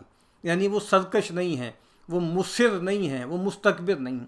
اب جیسے ہم ایسے جو مسلمان ہیں ان کی بھی اکثریت کی حالت ایسی ہی ہے. یعنی جو نیکوکار ہیں ان کی حالت بھی تقریباً ایسی ہی ہے کہ ہمارے اعمال بھی ایسے ہی ہیں نا، رلے ملے ہیں، کچھ نیک کام کرتے ہیں، کچھ برے کام کرتے ہیں.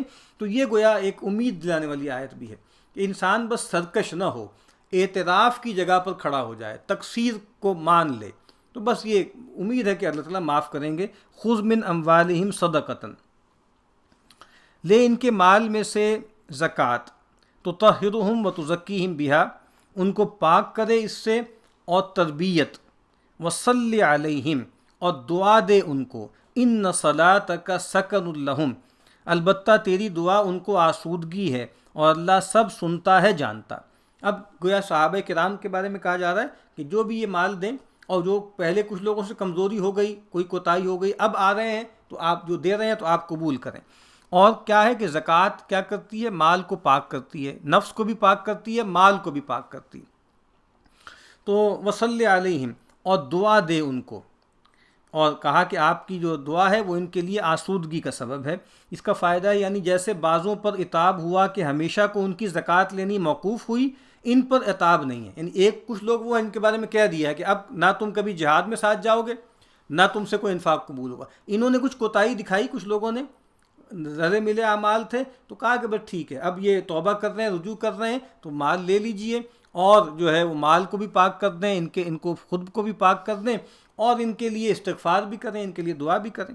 یہ بہت خوبصورت ٹکڑا ہے. ان صلاتک سکن لہم، البتہ تیری دعا ان کو آسودگی ہے. بہت خوبصورت دل نواز واقعہ ہے. رسول اللہ صلی اللہ علیہ وسلم ایک صحابی کے ہاں تشریف لے گئے اور سلام کیا استیزان کا، تو کوئی جواب نہیں آیا. پھر کیا 3 مرتبہ جیسے آپ کی سنت تھی. پھر آپ پلٹ آئے. جب پلٹ آئے تو پیچھے سے وہ آپ کو چمٹ گئے آ کے. تو آپ نے فرمایا کہ بھئی میں نے تم سے اجازت طلب کی، تم نے جواب نہیں دیا. تو انہوں نے کہا کہ میں یہ چاہ رہا تھا کہ اللہ کے نبی آپ کی طرف سے سلامتی کی دعا مجھ پر بار بار ہو، یعنی 3 مرتبہ میں آپ کی طرف سے جو ہے وہ سلامتی کی دعا پاؤں.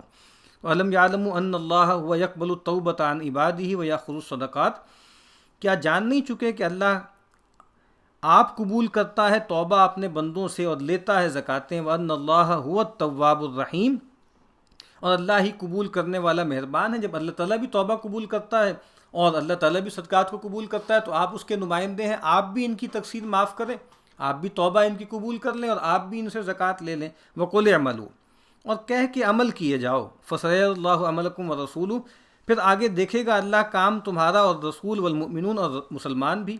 وَسَتُرَدُّونَ إِلَىٰ عَالِمِ الْغَيْبِ وَالشَّهَادَةِ، اور پیچھے پھیرے جاؤ گے اس چھپے اور کھلے کے واقف کے پاس. فَيُنَبِّئُكُم بِمَا كُنتُمْ تَعْمَلُونَ، پھر وہ جتا دے گا تم کو جو کچھ تم کرتے تھے. ٹھیک ہے، تم سے کوتاہیاں ہوتی رہیں، لیکن اب آئندہ دیکھو کیا کرتے ہو، اس پر فائدہ پڑھ لیں. یعنی اس جہاد میں قصور ہوا تو آگے اور جہاد ہوں گے. تو رسول کے روبرو اور خلیفوں کے تب کام کریو، مطلب مراد یہ کہ ابھی اور رسول اللہ کی زندگی میں بھی اور ابھی موقع آئیں گے، اور آپ کی خلفاء کی زندگی میں بھی موقع آئیں گے، تو وہاں پر جو تم سے قصر ہوا ہے اس کا جو ہے وہ جبر کر لینا، اس کو پورا کر لینا۔ بارک اللہ علی ولکم فی القرآن العظیم ونفعنی وإیاکم بالآیات والذکر الحکیم۔